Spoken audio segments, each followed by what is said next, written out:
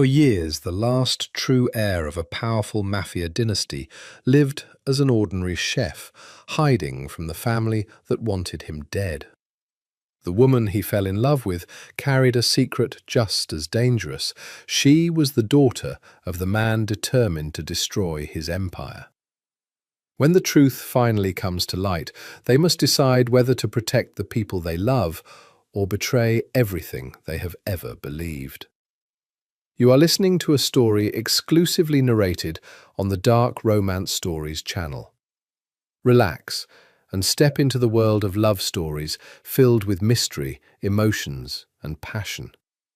Don't forget to like, subscribe to the channel, and leave a comment to support us. This content is the property of Dark Romance Stories. Please do not copy or re-upload it in any form. The kitchen of Osteria Vittoria breathed steam and garlic and the low hum of a Sunday almost over. Nico Rossi, because that was the name stitched into his apron, the name on his lease, the name that was not his, worked the sauté pan the way other men said prayers. Wrist loose, eyes half closed, the flame licking blue at the edges. Butter, sage, the pale gold of veal. He did not look up when the swinging door banged. "2 more on the pass, chef, and then the front's dead," Marco said, wiping his hands on a rag gone grey. "You should go home. You look like a ghost who owes rent." "I am the rent," Nico said. He plated with 2 fingers and the flat of a spoon, a smear of sauce like a comma, a leaf laid just so. To anyone watching, he was only a man who cared too much about a plate of veal. That was the point. That had been the point for 3 years. He had learned to disappear inside the ordinary. A chef in Little Italy woke before the fishmongers, argued with the produce men in a Calabrian dialect nobody questioned, and slept, when he slept, above the restaurant in a room with a single window facing a brick wall.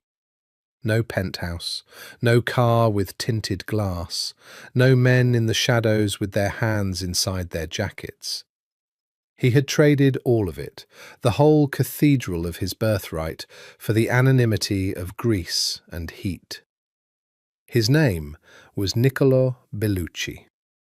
He was 29 years old, and his uncle Salvatore had tried to have him killed on the night his father was buried. He did not think about that in the kitchen. The kitchen was the one place the thought could not follow him.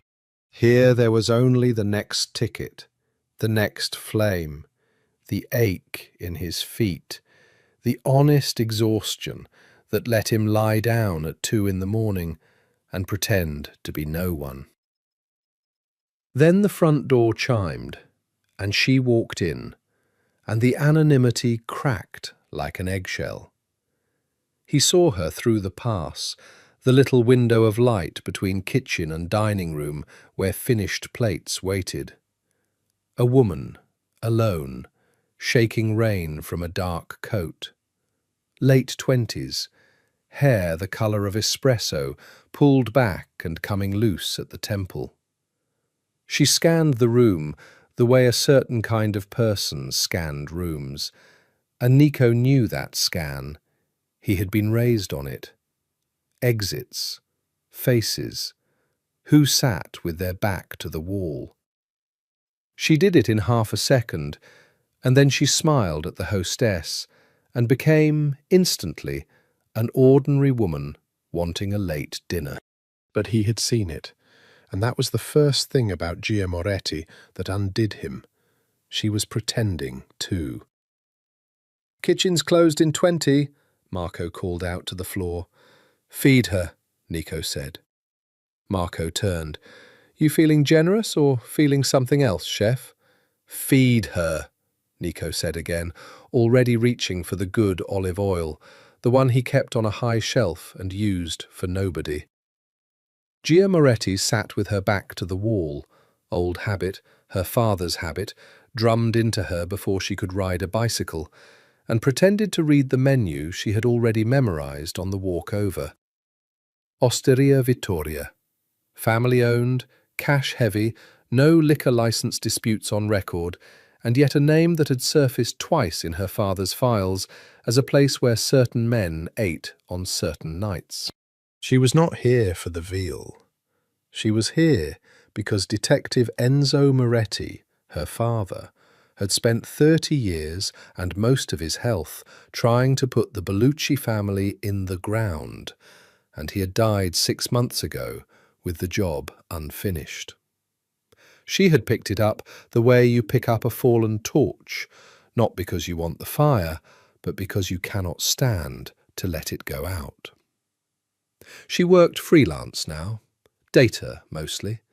She built the maps of money that prosecutors used, the quiet spreadsheets that turned rumours into indictments. Nobody photographed her, nobody knew her face. She was a ghost with a laptop, and that suited her. The food arrived, and it was, annoyingly, perfect.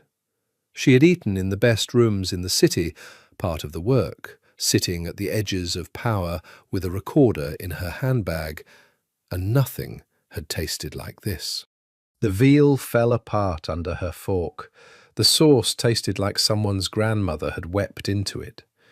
She ate slowly, and then she ate fast, and then she was scraping the plate with bread like a child, and she looked up, and the chef was standing at the pass, watching her.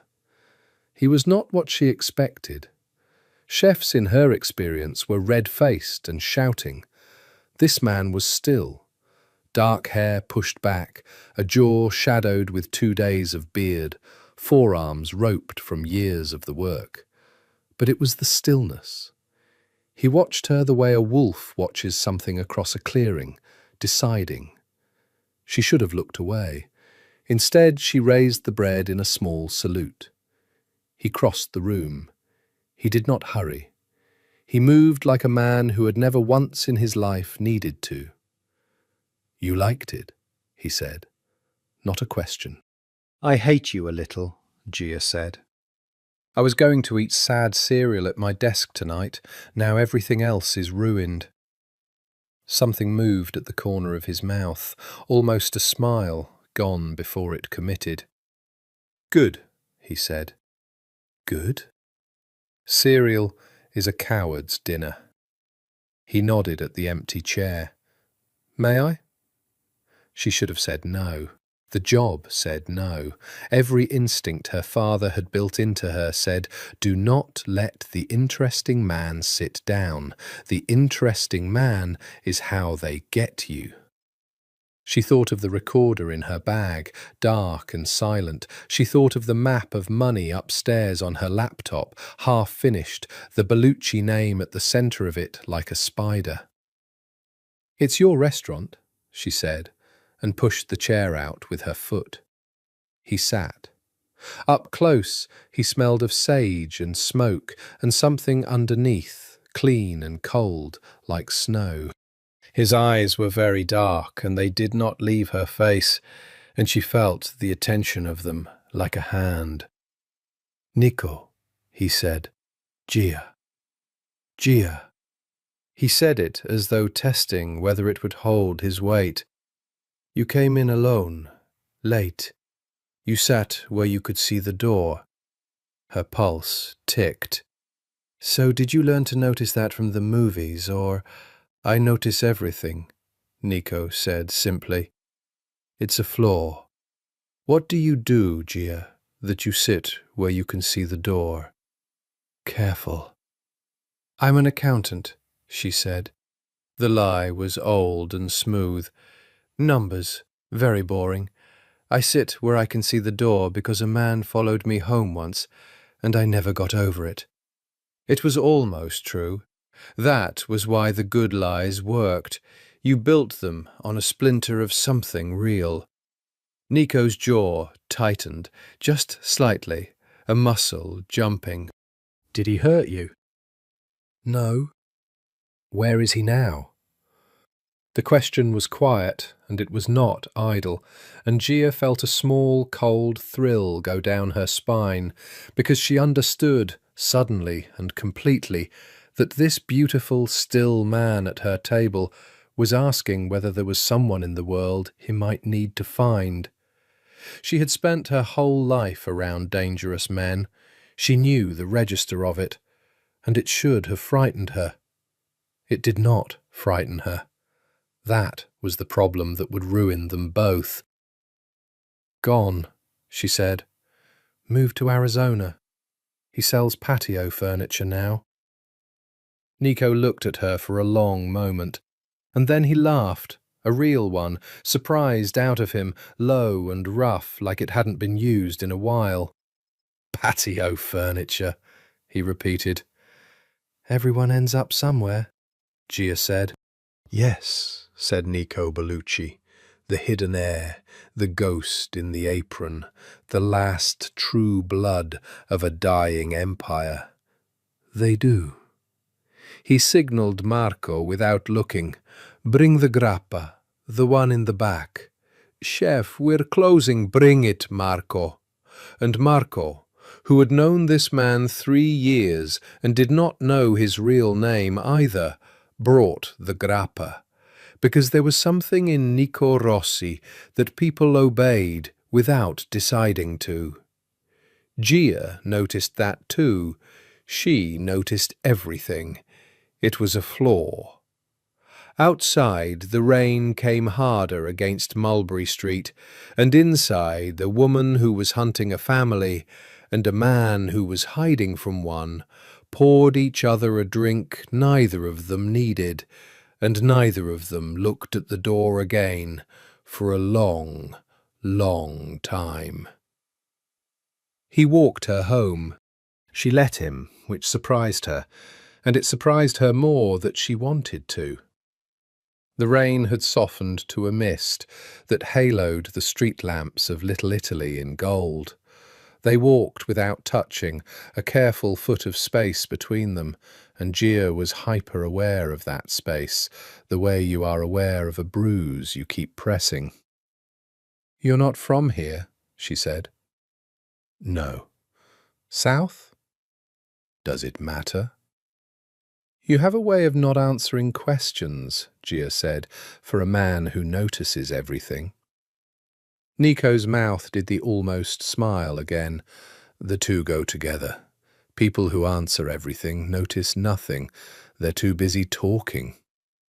"So you're a spy?" "I'm a cook," he said. "The most dangerous thing I do all day is butcher a lamb." Liar, she thought, and warmed to him for it, because she was one too, and lonely people recognize their own. She had not told the truth to anyone in so long that the lies had become the only intimacy she had left. To lie beautifully to someone was, in its way, a kind of tenderness. It meant you had chosen them, worth the effort. "This is me," she said, stopping at a narrow brownstone with a rusted gate. Nico looked up at the building the way he'd looked at the restaurant, cataloguing which windows were lit, which fire escape, which shadows. She saw him do it and said nothing. "You do it too," she said instead. "Do what?" "Read the building. Count the exits." For a moment, something bare passed over his face, and then it closed again, smooth as a shutter. "Habit," he said. "Bad neighborhood once." "Which one?" "The one I grew up in." He turned to her, and the mist was in his hair, and the street light made his eyes almost black. "Good night, Gia the accountant." "Good night, Nico the cook." Neither of them moved. She would think about this moment later, many times, turning it over like a coin, the moment where nothing happened and everything did. He did not kiss her. He did not touch her. He simply looked at her for 3 seconds too long, and in those 3 seconds she felt the whole shape of the thing that was coming, the way you feel weather change, before the sky does. "Come back tomorrow," he said. "I'll make you something you'll hate me for." "I have work." "Everyone has work." "You don't understand. My work is—" She stopped. "My work is you, or your family, or whatever you're running from." Demanding. "Then eat first," Nico said. "You can't fight anything on cereal." He walked away before she could answer, hands in his coat pockets, unhurried, dissolving into the gold mist like something she had invented. Gia stood at her gate, with her heart doing something undisciplined and unforgivable, and she thought, "I'm going to have to be very careful." And then, honestly, in the private dark of her own head where she could not lie, "I don't want to be careful. Not with him."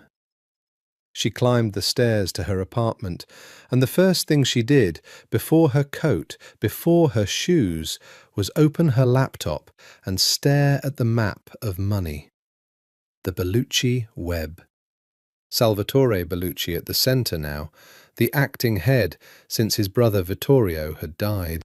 Restaurants, laundromats, a nightclub called Sancta that laundered more cash than a small nation. And a hole in the middle of it all, a missing name. Because here was the thing her father had died not understanding. Vittorio Bellucci had a son, a real heir, and that son had vanished 3 years ago on the night of his father's funeral, and the family had put out word that he was dead. But no body, no grave, no funeral of his own. Just a silence where an heir should be.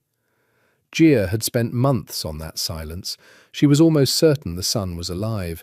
She was almost certain that if she could find him, she could crack the whole family open. Because a war between an uncle and a hidden nephew was a war she could exploit, a fault line she could drive a wedge into.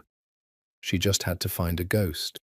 She did not think, that night, of the still man with the sage-smelling hands. Why would she? He was a cook. The most dangerous thing he did all day was butcher a lamb. Across the neighbourhood, in the room above the restaurant, Nico did not sleep.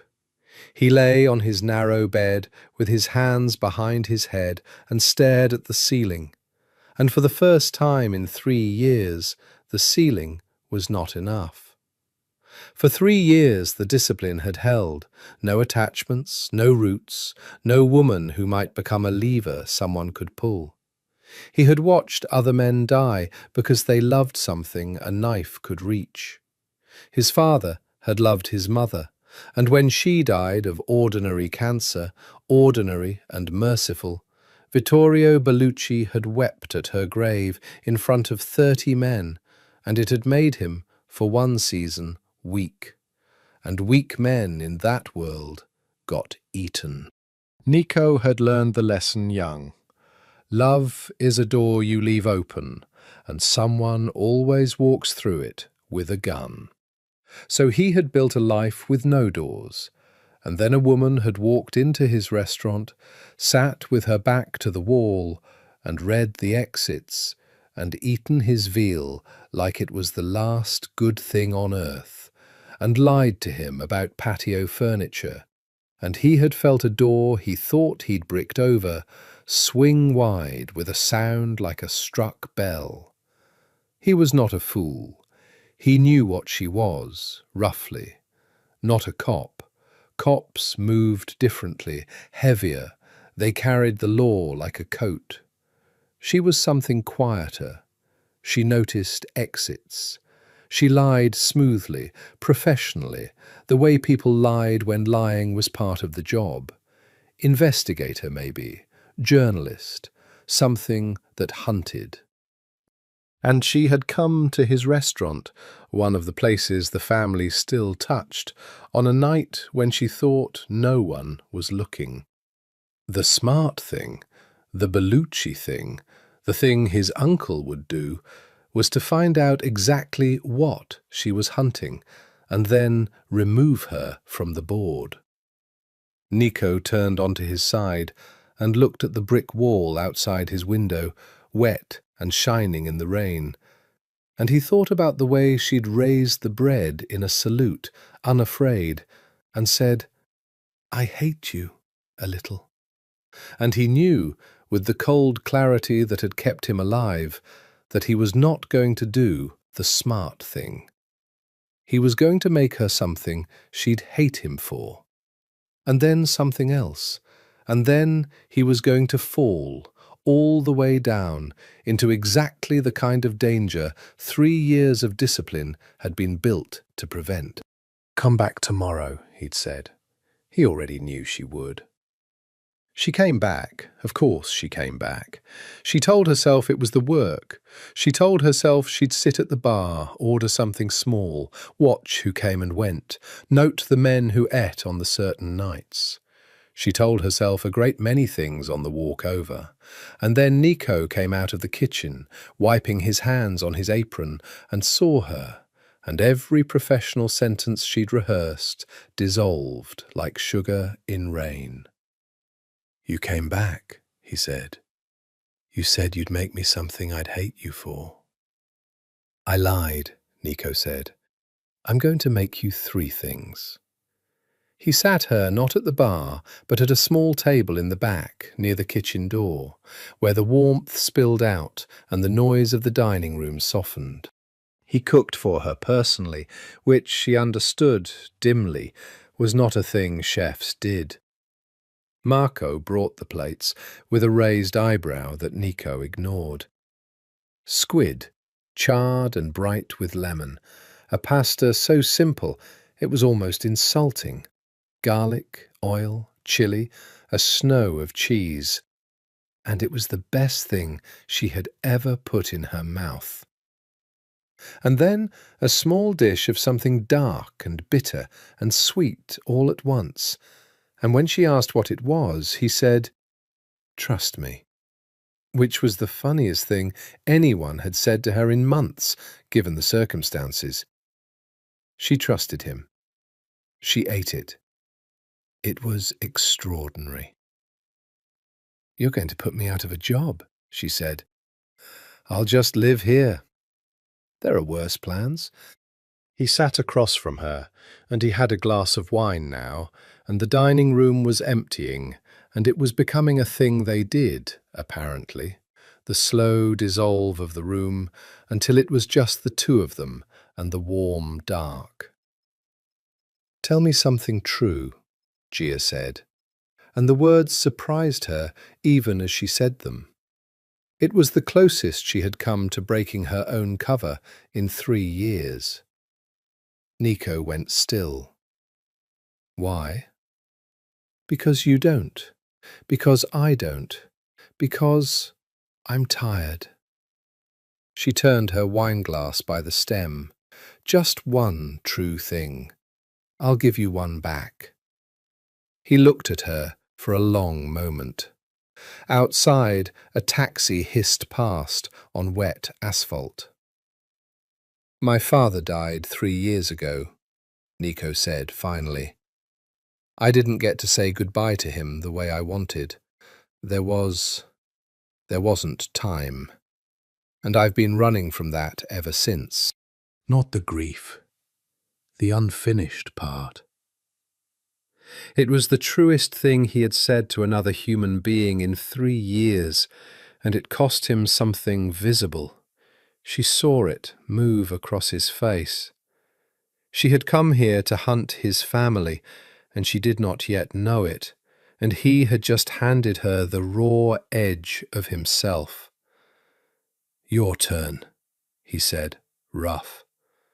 Gia opened her mouth to give him another patio furniture lie, smooth and safe. What came out instead was, "My father died 6 months ago. He spent his whole life on one thing, one job, and he never finished it. And now I'm—" She stopped. Her throat had closed. "Now I'm trying to finish it for him. And I don't even know if he'd want me to. I don't know if I'm honoring him or just punishing myself for not being enough while he was alive. The silence after was enormous. They had, without meaning to, told each other the exact same secret from opposite sides of a war neither of them had named. 2 children carrying their dead father's unfinished business. If either of them had known what the other's business was, the whole thing would have ended in that moment. Instead, Nico reached across the table and put his hand over hers. It was the first time he had touched her. His hand was warm and rough and enormous, and it covered hers completely, and neither of them moved, and Gia felt something crack open in her chest that she had welded shut a long time ago. "You were enough," Nico said quietly. Whatever he didn't say. Men like that, men who give their whole lives to one thing, they don't know how to say it. It doesn't mean it wasn't there. "You don't know that." "No," he agreed. "But I know what it's like to be the son of a man like that, and I would have given anything to hear it. So maybe your father would have given anything to say it, and just didn't know how." Gia looked down at their hands. Hers had gone very still under his. She should pull away. She should remember the recorder in her bag, the map upstairs, the spider at its centre. She should remember that she did not know this man, that men who noticed all the exits were the men her father had taught her to fear. She turned her hand over instead, so their palms met, and laced her fingers through his. "This is a bad idea," she whispered. "The worst," Nico agreed. He walked her home again.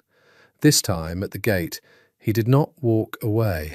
He raised his free hand and touched her jaw, tilting her face up into the street light, and he studied her with that wolf's attention that should have frightened her, and instead made her feel, for the first time in longer than she could remember, seen. Actually seen. Not the accountant, not the ghost with the laptop, not Enzo Moretti's grieving daughter, but her, the whole reckless truth of her. "Tell me to stop," he said. His thumb traced her cheekbone. "If you don't want this, tell me now, and I'll go, and I'll never mention it again, and you can eat my food for the rest of your life, and we'll pretend." "And if I don't tell you to stop?"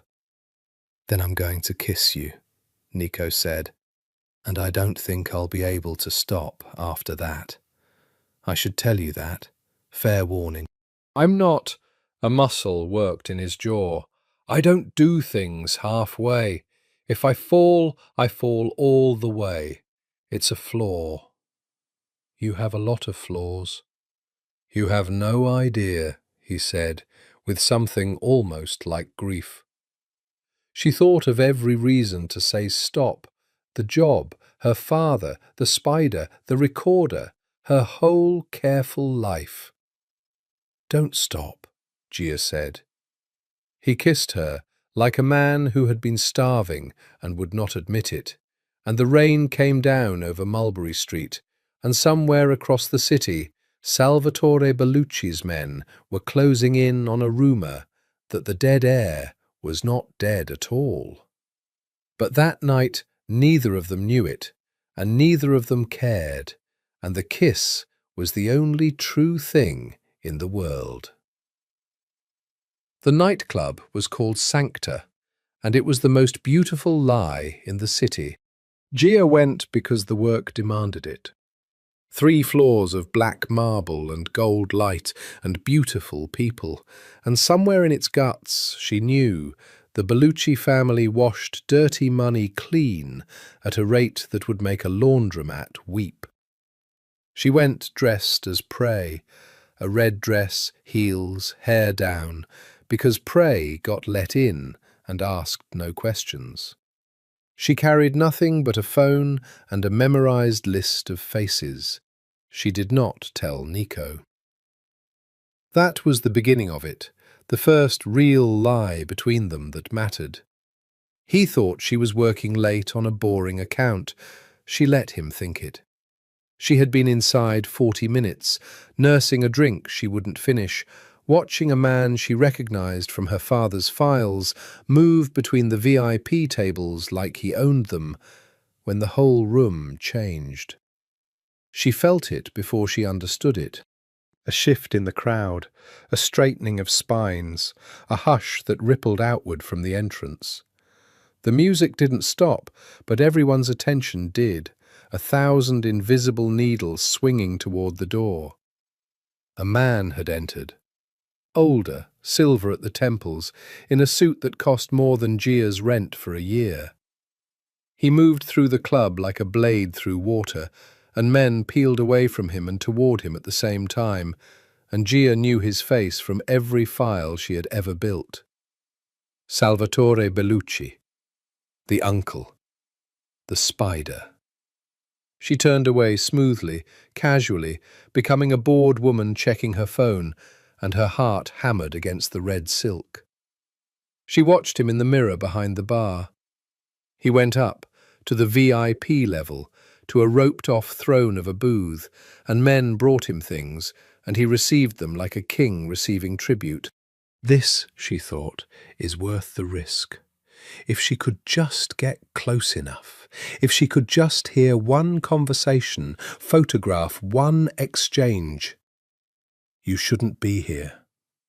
The voice was low and cold, and it came from directly behind her, and every nerve in her body screamed. She turned. Nico. But not the Nico of the warm kitchen. Not the man who cooked her 3 courses and told her the truth about her father. This Nico wore black, and his face had gone to stone, and his eyes were doing the thing she'd seen the first night, the wolf across the clearing, except now the wolf was looking at her, and it was afraid. Nico? What are you? She caught herself. How did you? We need to leave. He didn't touch her. He stood very close, angling his body to put himself between her and the VIP level, and she realized he was hiding her. Or hiding himself. Now, quietly. Don't look up there again. I'm working, Gia said. I told you. You told me you had a boring account. His voice was flat and terrible. This is not a boring account, Gia. This is the single most dangerous room in this city, and you walked into it in a red dress. What are you doing here? And there it was, the crossroads. She could lie. She was good at lying. It was her profession. She could say she was here for a friend, a date, a bad decision. But he was looking at her with that mix of terror and fury and something underneath both that she couldn't name yet, and the lie died in her throat. How do you know it's dangerous? She said instead, turning it back, investigator's instinct. You're a chef. How does a chef know this is the most dangerous room in the city? Something flickered across his face, caught, cornered, and then closed. Because I hear things, he said, in the kitchen. You hear everything in kitchens. Please, Gia, we have to go. I can't. Not yet. There's a man up there I need to... Salvatore Bellucci, Nico said quietly. Gia went cold. That's who you're watching, he said. The man in the grey suit. You've been watching him since he walked in. I've been watching you watch him. His jaw was tight. Gia, whatever you think you're doing here, whoever you think you are, that man will have you killed and eat dinner an hour later and not remember your face. Do you understand me? Come with me. right now.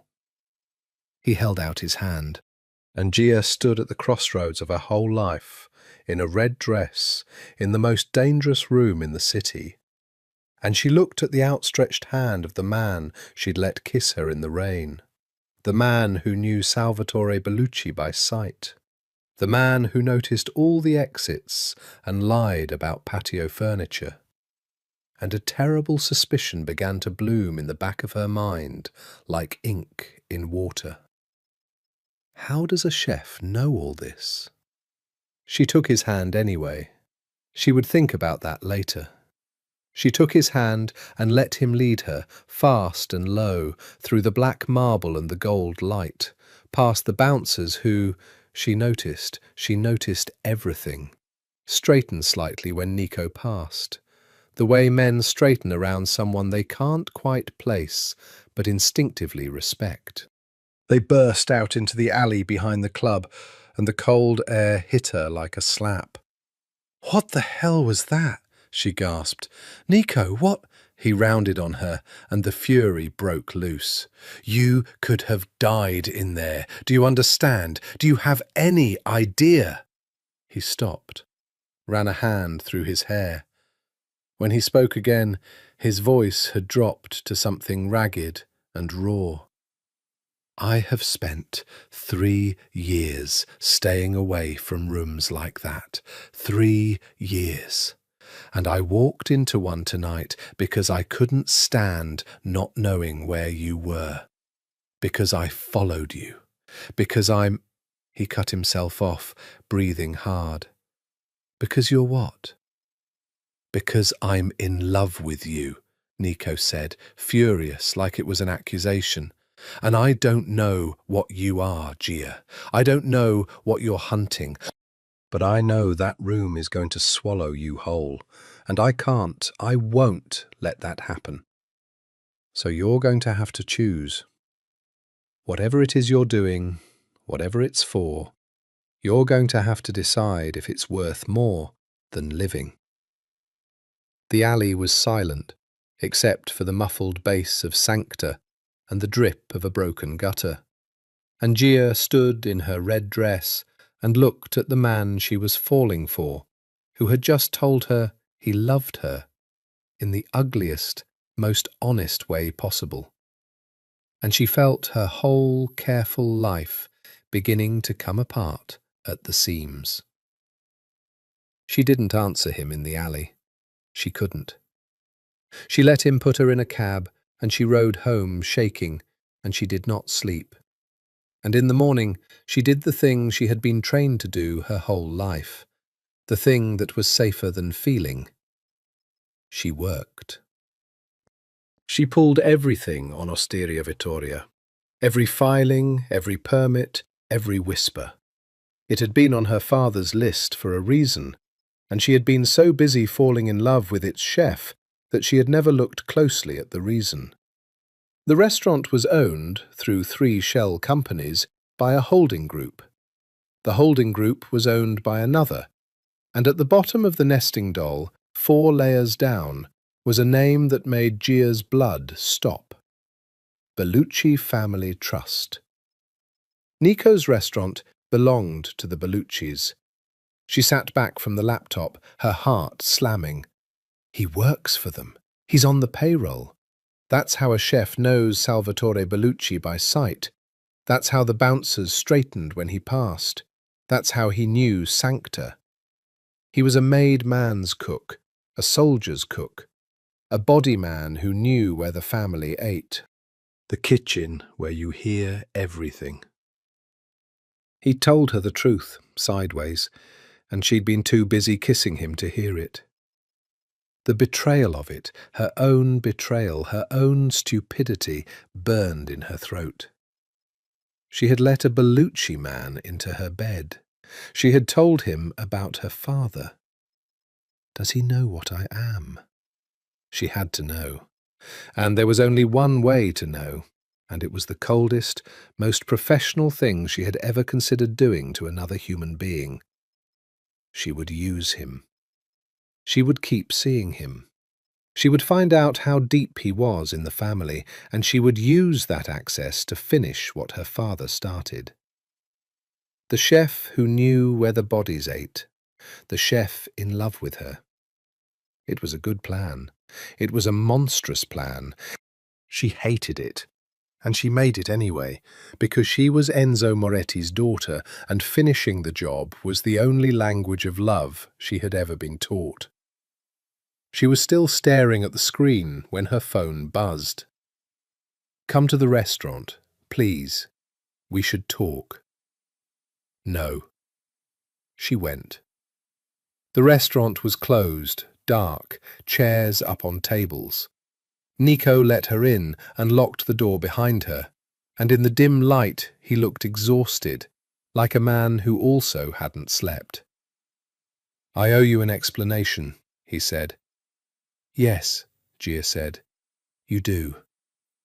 He poured 2 glasses of wine and set one in front of her and did not sit. He paced once, twice, the caged movement of a man deciding how much truth he could afford. "I know the Belluccis," he said finally. "You figured that out. I saw it on your face last night. This restaurant, it's theirs. I work for them, in a way. Not the way you think. I cook. That's all I do, I swear to you. I cook. But you don't work in a place like this without knowing whose it is, without knowing the faces." He looked at her. "I stay away from all of it. That's the whole point of my life, Gia. Staying away. And then you walked into the worst room in the city, and I broke 3 years of discipline in about 4 seconds. He's lying, she thought, or he's telling the truth. I can't tell. I've never not been able to tell before. That was the terrifying part. Her whole life she had read people like open books, and this man was a language she couldn't pass. "Why do you stay away from it?" she asked, "if you just cook? Why the discipline? Why does a chef need 3 years of staying away from anything?" The question landed. She watched it land. She watched him decide, again, how much to give. "Because I've seen what it does to people," Nico said. "That's all. I've seen it up close, and I got out, and I'm staying out." Half a truth. She could hear the shape of the rest of it under the floorboards. She let it go, for now. She had her own half-truths to protect. "You said you love me," Gia said instead, changing the ground. "In the alley." Nico went still. "I did." "Did you mean it, or was it the adrenaline?" He crossed the room to her. He took her face in both hands, and he looked at her with that whole, raw attention, and she felt her monstrous plan waver in her chest.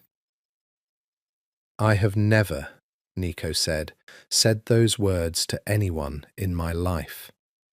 I don't say things I don't mean. I don't have time for it. Yes, I meant it. I mean it now, in the cold light, with both of us frightened. I love you. It terrifies me. You are the single most dangerous thing that has ever happened to me, and I have survived some very dangerous things. And I'm here to destroy your family, Gia thought.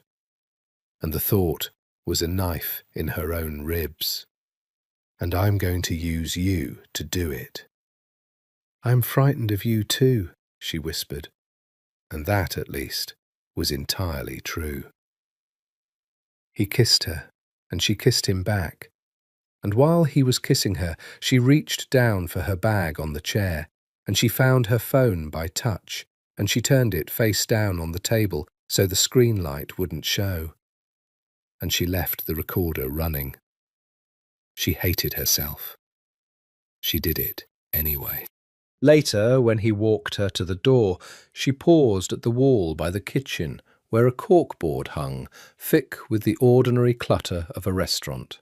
Invoices, a health inspection certificate, a faded photograph of a christening.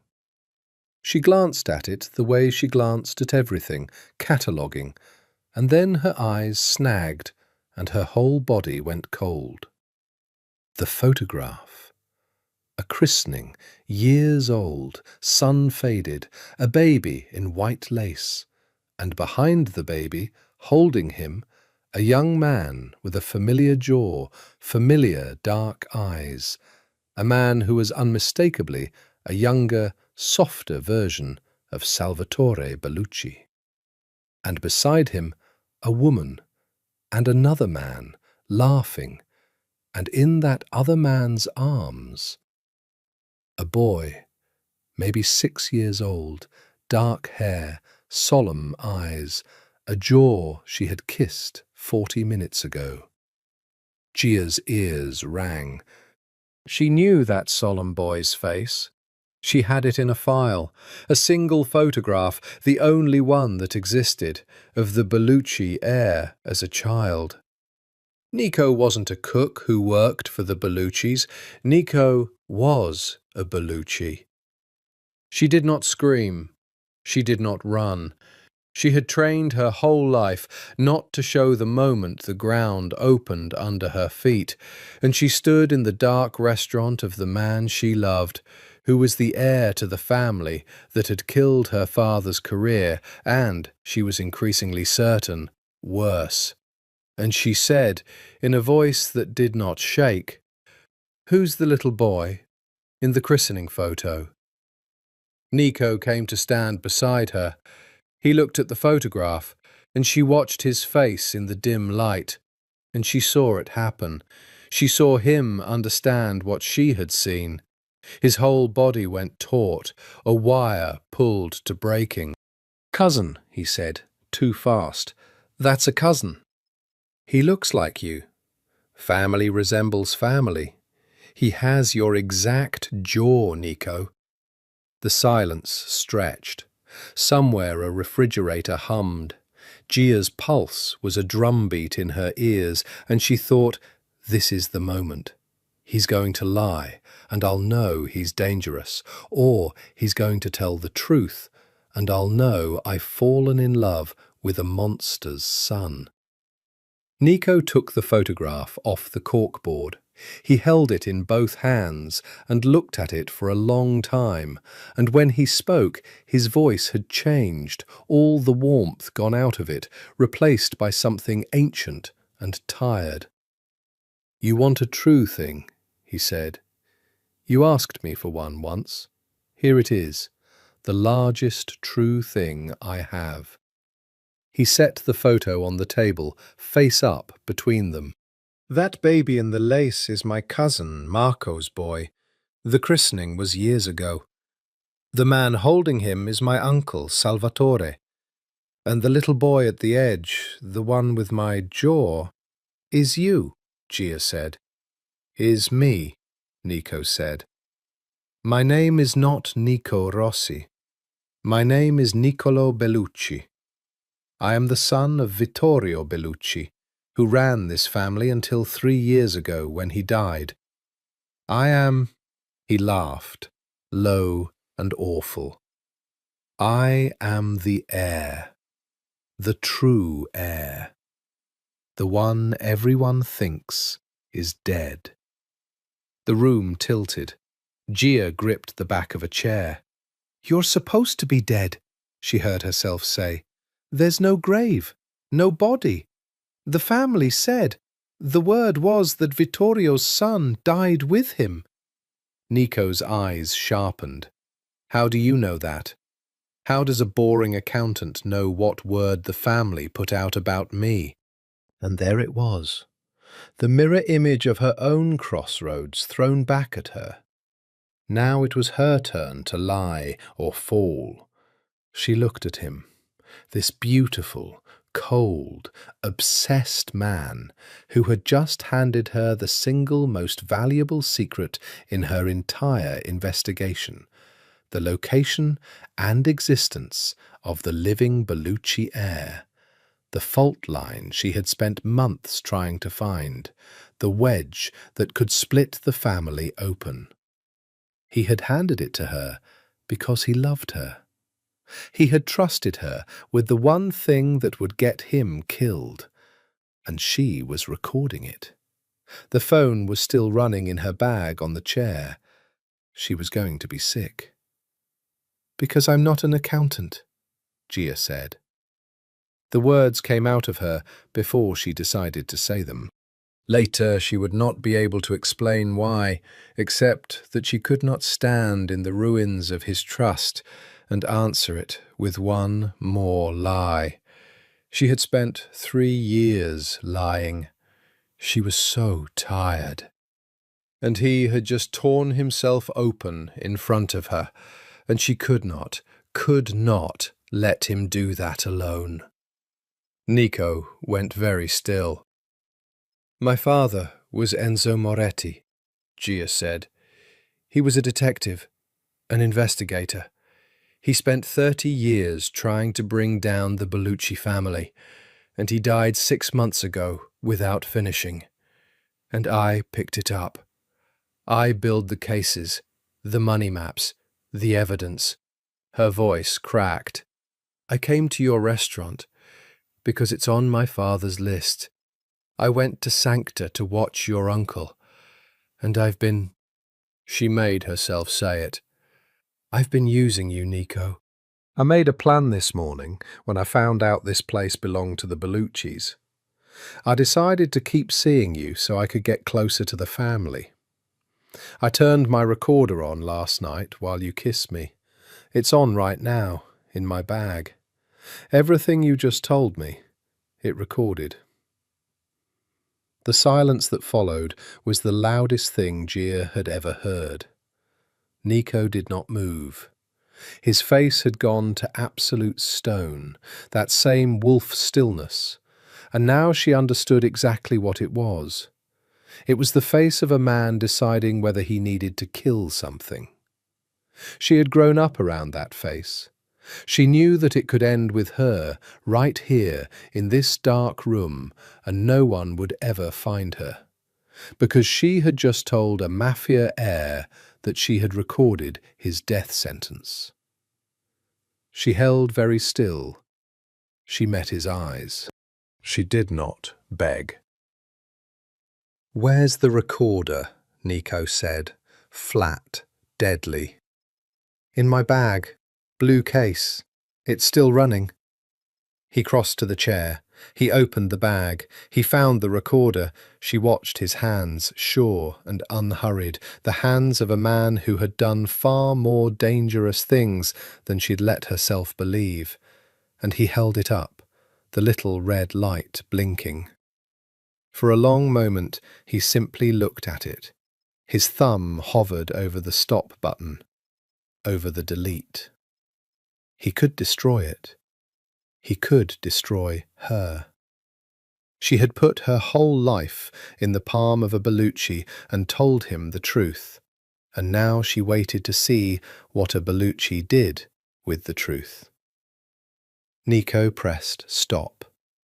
He did not delete it. He set the recorder down on the table, red light off, and he looked at her. And his face was doing something she had never seen it do. It was breaking. "You told me," he said hoarsely.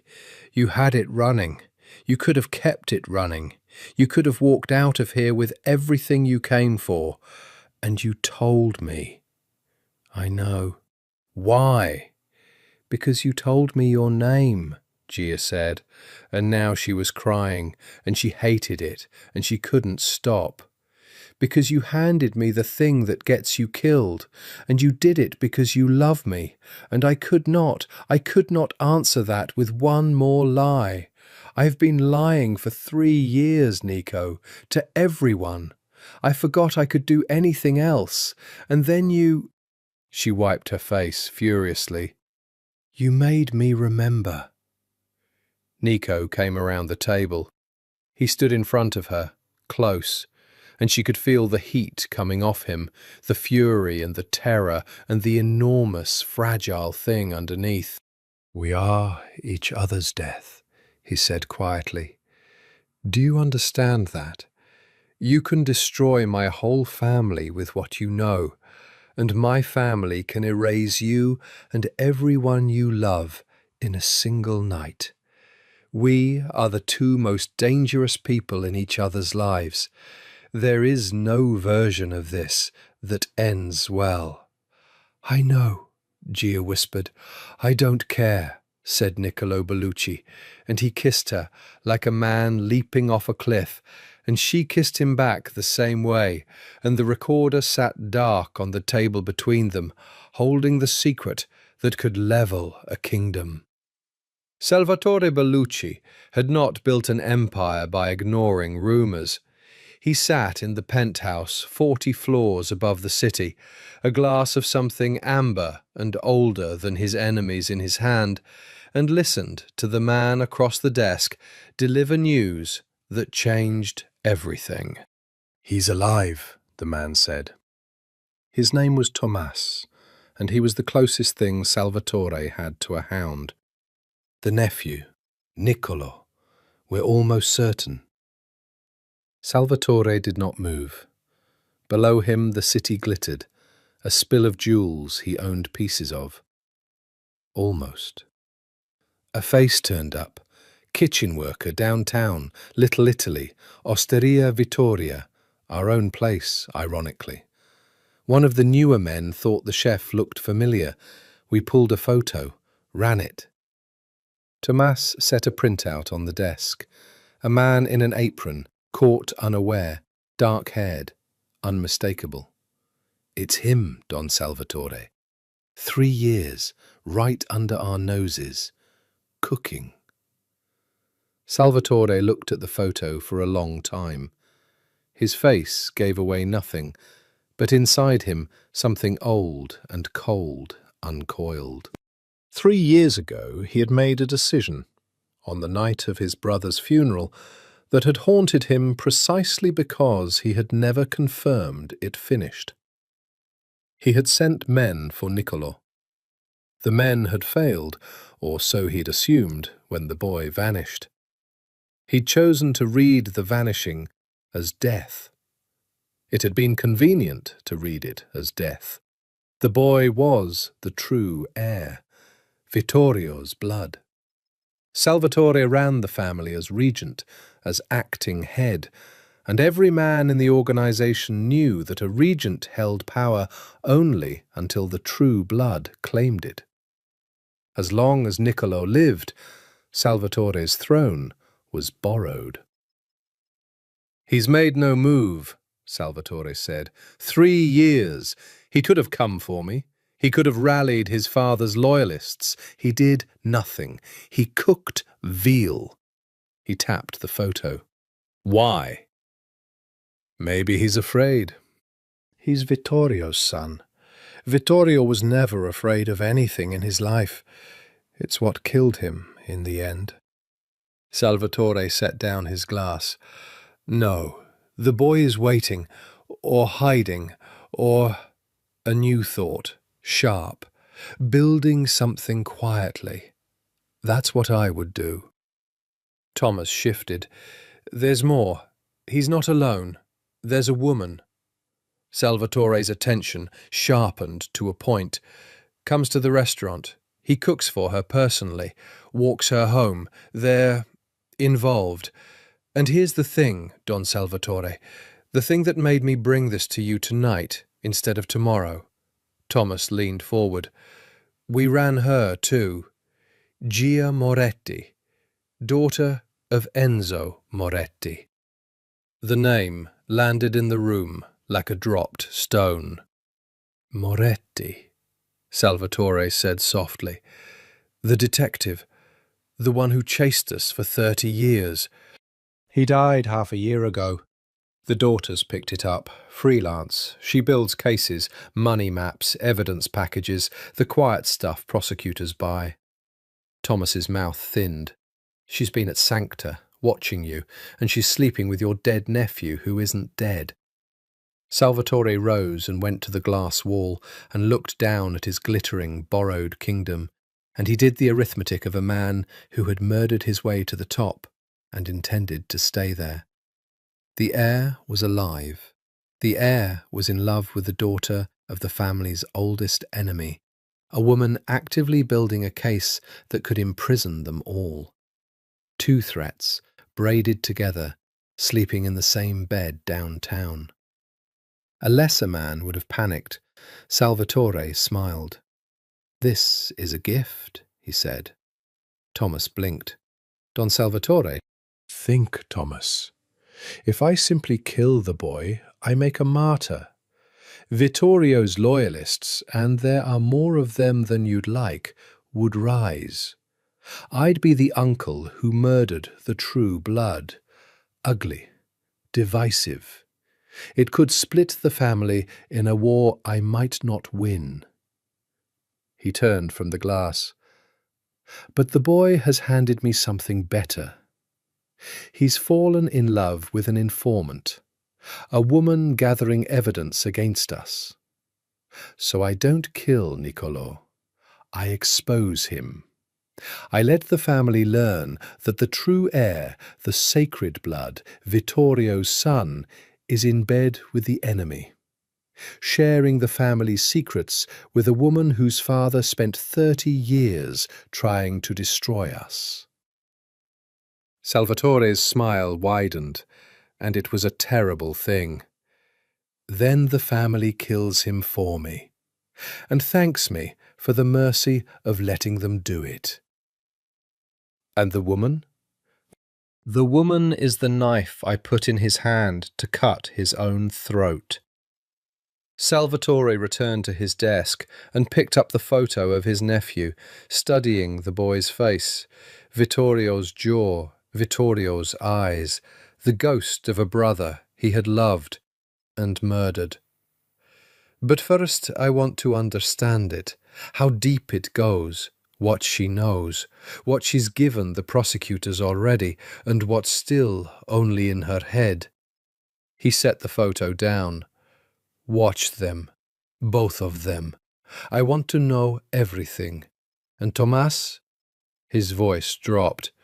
"No one touches the boy without my word. No one. If some ambitious idiot decides to earn favor by killing Vittorio's son early, I'll have his hands. This has to be done correctly. It has to be done so that when it ends, I am the grieving uncle, and the boy is the traitor, and no one in this family ever whispers my brother's name at me again." Thomas nodded slowly. "And if the woman completes her case? If she moves before you're ready?" Salvatore was quiet for a moment. "Then we accelerate," he said, "but gently. First, I'd like to meet her." He smiled again. "I think I'd like to invite my nephew to dinner. It's been 3 years. Family is family. And I do so want to meet the woman who's captured his heart." Below the penthouse, the city glittered on, indifferent, and 40 floors down and several miles away, in a narrow bed above a restaurant, Niccolo Bellucci held Gia Moretti while she slept, and did not know that his uncle had just decided, with a smile, exactly how he was going to die. She woke before dawn in his narrow bed, in the room with the window facing the brick wall, and for a moment she didn't know where she was. Then she felt the weight of his arm across her, heavy and certain even in sleep, and it all came back. The christening photo, the name, the recorder, the leap off the cliff. She lay still and looked at him in the grey light. Asleep, the coldness left his face, and he looked younger, almost boyish. The solemn boy from the photograph, grown into a man who had spent 3 years hiding from the world. She had betrayed him for a full day before she'd confessed it. He had forgiven her in the space of a kiss. Neither of those facts made any sense, and both of them were true. His eyes opened. He was awake all at once, the way dangerous men wake. No grogginess, straight to alert. And then he found her face, and the alertness melted into something so tender it hurt to look at. "You're still here," he said. "Where would I go?" "Home, to finish your case." His arm tightened, barely. "You have enough to start. You have the heir. You have the name." "I deleted the recording," Gia said. Nico went still. "Last night, while you slept. I got up and I deleted it, and I deleted the backup, and I—" Her voice caught. "I'm not going to use you, Nico. I decided. I can't. Whatever this is, whatever we are, I can't build my father's case on your body. I won't." He was quiet for a long moment, and when he spoke, his voice was rough. "Then what do we do? You have a mission. I have a family that wants me dead. Those two things don't just stop because we deleted a recording." "I don't know," Gia admitted. "I've never not known what I was doing before. My whole life has been the mission. Finish what my father started. Honor the dead. And now—" She pressed her forehead to his shoulder. "Now I don't want the mission. I want you. And I don't know how to want anything for myself. Nobody ever taught me how." Nico turned so they were facing each other, and he took her hand and pressed it flat against his chest, over his heart, where she could feel it beating, hard and alive. "Then let me teach you," he said. "Not the family, not the case. Just this. Just wanting something for yourself." He kissed her knuckles. "I ran for 3 years, Gia. I told myself it was strategy, biding my time, staying alive. But it wasn't. I was just afraid. Afraid of what I'd have to become to take back what's mine. Afraid of turning into my uncle. So I cooked. And I hid. And I told myself the discipline was a plan, when it was just fear wearing a nice suit." He looked at her. "You're the first thing in 3 years that made me want to stop running. That's terrifying. But it's the first time I've felt like a person instead of a ghost." "We should run," Gia said suddenly. "Both of us, together, away from all of it. You disappear, you're good at it, you've done it for 3 years. I burn the case, we just go. Somewhere with no exits to count." For a moment, one shining, impossible moment, she watched him believe it. She watched the fantasy bloom across his face, a small town, a kitchen, a life. No name, no spider, no dead fathers. Then it faded, and the old tiredness came back. "They'd find us," he said gently. "My uncle doesn't forgive. And your case, Gia, you can't just burn it. Other people are counting on it. Prosecutors, maybe witnesses who've already risked their lives. If you disappear, you leave them exposed." He touched her face. "We're not the kind of people who get to run. We're the kind who have to finish things. It's why we recognized each other. 2 children carrying our dead father's unfinished business. Remember?" She did remember. She had said it herself. The recognition that had felt like love. It was love. It was also a trap they'd built for each other out of grief. "Then what?" she whispered. Nico was silent. And then, slowly, something began to change in his face. The fear draining out of it, replaced by something colder, older, harder. something she had glimpsed in the club and in the moment she'd first seen his stillness. The Bellucci in him surfacing. "Then we stop running," Nico said, "and we take it back. All of it." He made calls she didn't understand, in a dialect she couldn't follow, from a phone she'd never seen him own. She learned in the space of a morning that the man who cooked her veal had been keeping a second life folded up inside the first one all along. Not dormant, but sleeping, the way a snake sleeps. "My father wasn't a fool," Nico said, pacing the small room while the coffee went cold. He knew Salvatore, his own brother.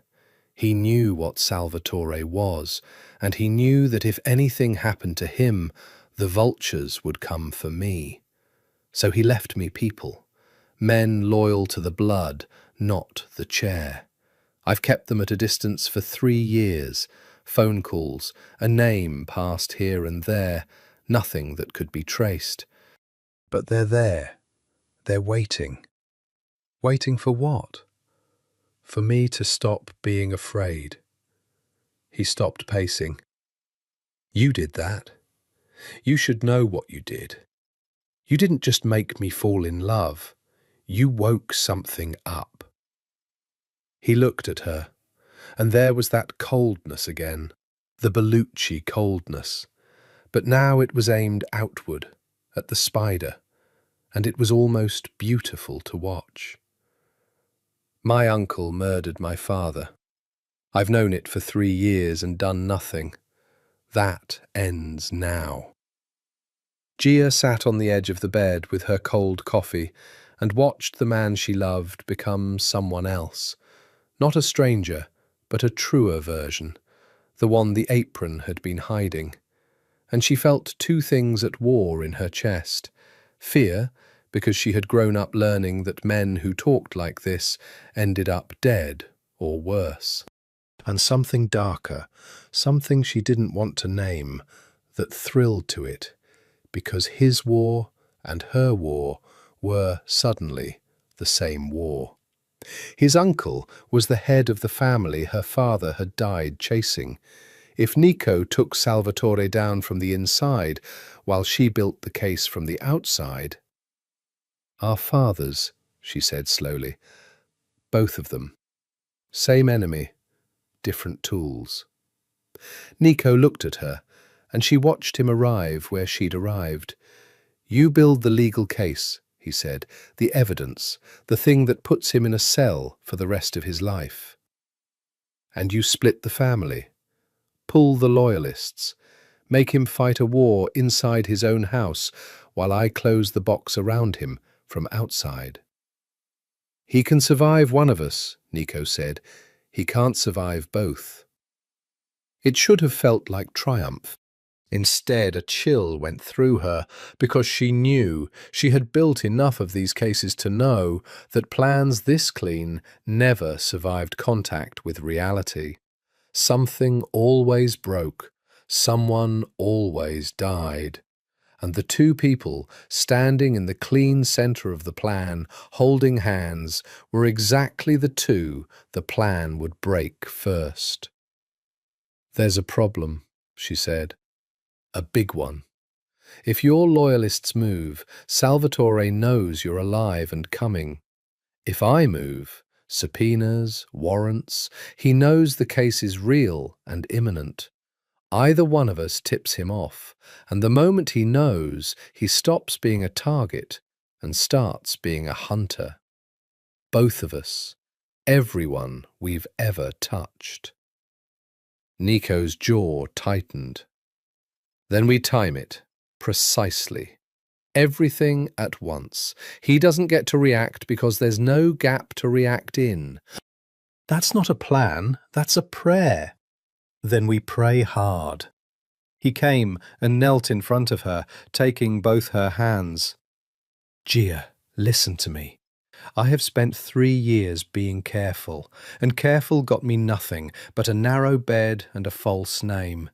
You've spent your whole life finishing your father's work, and it's given you nothing but a case that never closes. We are done being careful. We do this, and we do it fast, and we do it together, and when it's over—" His voice dropped. "When it's over, then we run. Then we get the small town and the kitchen and the life with no exits to count. But we earn it first, we finish it first, for them, and then it's ours." She looked into his dark eyes, and she believed him, because she wanted to, because love is mostly the decision to believe someone against the evidence. "Okay," Gia whispered. "Together." His phone buzzed. He looked at it, and she watched his face change, watched the blood leave it. "What?" she said. "What is it?" Nico stared at the screen. When he turned it to show her, she read the message, and the floor dropped out of the morning. "Nicolo, it's been too long. Your uncle would like you to come to dinner Sunday. Bring the girl. S.B." "He knows," Nico said very quietly. "He knows I'm alive. He knows about you." He set the phone down with a hand that was, she noticed, perfectly steady, steadier than any hand had a right to be. "He's known for a while to have found this number. He let us plan. He wanted to see what we'd do." "Then we don't go," Gia said. "It's a trap. It's obviously a trap." "Of course it's a trap." Nico looked at her, and the coldness in his face had gone all the way to the bottom now. Absolute. And for the first time she saw not the chef, not even the heir, but the thing 3 years of hiding had been protecting the world from. But he made a mistake. He thinks the trap is for us. A muscle moved in his jaw. "We're going to walk into it, and we're going to spring it the other way." The mansion sat behind iron gates on a hill outside the city, all pale stone and black windows lit up gold against the dark like a beautiful tomb. Gia wore green, not red, never red again, and Nico wore a suit she had never seen, black and perfectly cut, and when he put it on, he stopped being anyone she'd met in a kitchen. He became the heir. His whole body changed. He walked into his enemy's house like he owned it, because, in the oldest sense of the word, he did. "Whatever happens," he murmured as they climbed the steps, "you don't leave my side, and you don't show fear. He feeds on it. He's spent his whole life learning to smell it. Give him nothing." "I've had practice," Gia said, and it was true, and it steadied her. The doors opened. Men in dark suits stood along the walls like statues, and Gia counted them without meaning to. 6, 8, the exits, the sight lines, her father's training running under her skin. And Nico's hand found the small of her back, warm and certain, and steered her forward into the lion's mouth. Salvatore Bellucci waited at the head of a table long enough to seat 20, set for 3. He rose when they entered, and he was smiling, and the smile was the most frightening thing Gia had ever seen, because it was so genuinely, warmly delighted. "Nicolo!" He came around the table, arms open. "My boy, my brother's boy, look at you, alive, well, and the chef, they tell me. Vittorio would have laughed himself sick. A Bellucci in an apron." He embraced Nico, who allowed it, rigid as a post, and over Nico's shoulder Salvatore's eyes found Gia and moved over her with frank, appraising interest. "And this must be Gia, My God, she's lovely, Niccolo. You always did have your father's taste. Salvatore, Nico said. Just the name. It landed like a slap in the warm room. Still angry with me. Salvatore released him, unbothered, and gestured them to the table. Of course you are. Sit, sit. Wine. We have 3 years to discuss, and a very good Barolo to discuss it over. They sat. The wine was poured by a silent man. Gia's every nerve was screaming, and she made her face into porcelain and her hands into stillness, and she sipped the wine, and it was, of course, extraordinary. Everything the Belluccis touched was beautiful. That was the horror of them. "You think I tried to have you killed?" Salvatore said, setting down his glass. "Conversational. Pleasant. The night of your father's funeral." "I don't think," Nico said. "I know. I was there. I remember the men on the stairs." "Men I sent to protect you," Salvatore said smoothly, "in a chaotic and dangerous night, whom you misread, understandably, as threats, and from whom you fled, vanishing for 3 years and letting your family believe you dead. Do you have any idea what that did to me, Niccolo? To lose my brother and my nephew in one night." It was a magnificent lie. Gia watched him tell it and understood, with professional appreciation and personal terror, that this was a man who could lie to a lie detector, to a priest, to God. He had probably told this version so many times he half believed it, maybe fully believed it. Maybe that was the secret of men like him. They rewrote the past until they were innocent in it. "You murdered my father," Nico said, quietly, certainly. The temperature of the room dropped 10 degrees. The statue men along the walls did not move, but something in them coiled. Salvatore's smile did not waver, but his eyes changed, went flat and cold and reptilian. The true thing under the warmth, surfacing for just a second before the mask came back. "Careful, Niccolo," he said softly. "You've been away a long time. You've forgotten how things are said in this house, and who says them." He turned to Gia, and the warmth snapped back on like a lamp. "Gia, you're very quiet.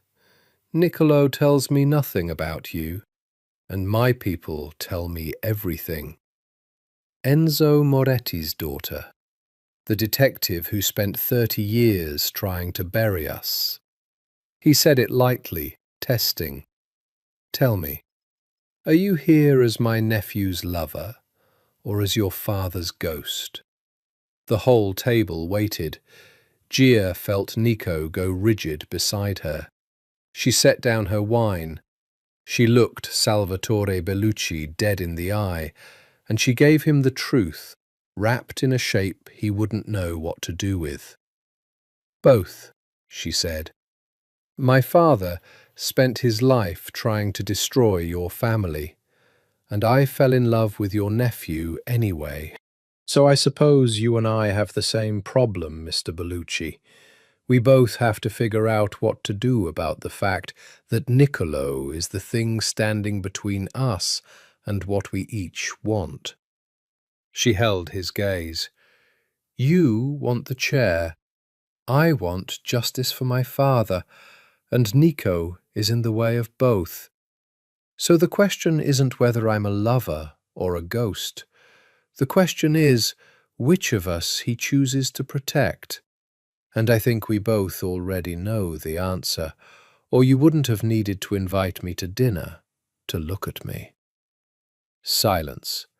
And then Salvatore Bellucci threw back his head and laughed, a real laugh, delighted, ringing off the pale stone.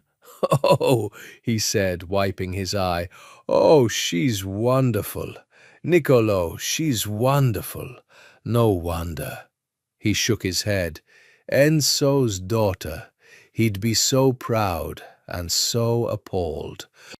He picked his wine back up, and when he looked at Gia again, there was something almost like respect in the reptile eyes, which was somehow worse than hatred. You're right, of course. That is the question. And you're right that we both know the answer. He sipped. Which is why, my dear, I'm afraid you've made yourself the most interesting person at this table. And in my experience, interesting people at my table tend not to leave it unchanged. Under the tablecloth, Nico's hand found hers and gripped it hard. The trap had a flaw, and they were standing on it, and Salvatore was smiling, and somewhere in the beautiful tomb of a house, a door closed with a sound like a period at the end of a sentence. Dinner ended, and did not end. The plates were cleared, the coffee came, and still no one moved to leave, because the real meal hadn't been served yet. Salvatore dismissed the statue men with a flick of his fingers. They filed out. It should have felt safer, being alone with him. It felt worse. "Let me tell you how this ends," Salvatore said, folding his hands, "because I've thought about it more than either of you, and I'd like to save us all the tedium of pretending. Niccolo, you came back to take the chair. Don't deny it. It's your birthright. Of course you did. And Gia, you came to build a case that puts me in a cell. Both very natural. Both, I'm afraid, impossible." He let that sit. "Here is what will actually happen," he continued. "One of two things. Option 1, you both persist. My nephew rallies his little loyalists. Yes, I know about them, Niccolo. I've known for years. I let them think they were hidden, because a leash you can see is more useful than one you can't. And my dear Gia files her case. And I respond the way this family has always responded, and there is a war, and in that war people die. Not me. I've survived every war this family has had for 30 years, but your loyalists die, Niccolo, and your witnesses die, Gia. Every brave soul who trusted you with testimony, dead in a month, and their families too, because I believe in thoroughness. And then, when the board is clean, the two of you die last, together, so you can watch each other go. That's option 1. It's the one you're currently choosing. Gia's blood had turned to ice. He said it so calmly, like a weather report. "Option 2, Salvatore said, and smiled. You take a gift." "What gift?" Nico said. His voice was flat, but Gia could feel the tension in him like a drawn bow. "I let you live." Salvatore spread his hands. "Both of you, together. Niccolo, you renounce the chair, publicly, to the family, so there's no ambiguity, so no ambitious cousin uses you as a banner. You disappear again, but this time with my blessing and my protection instead of my hound's. You keep your little restaurant, your little life. You even keep the girl." He turned to Gia. "And you, my dear, you bury the case, all of it. You walk away from your father's ghost. You let me be. In exchange, I let everyone you'd have gotten killed keep breathing. The witnesses, the loyalists, each other."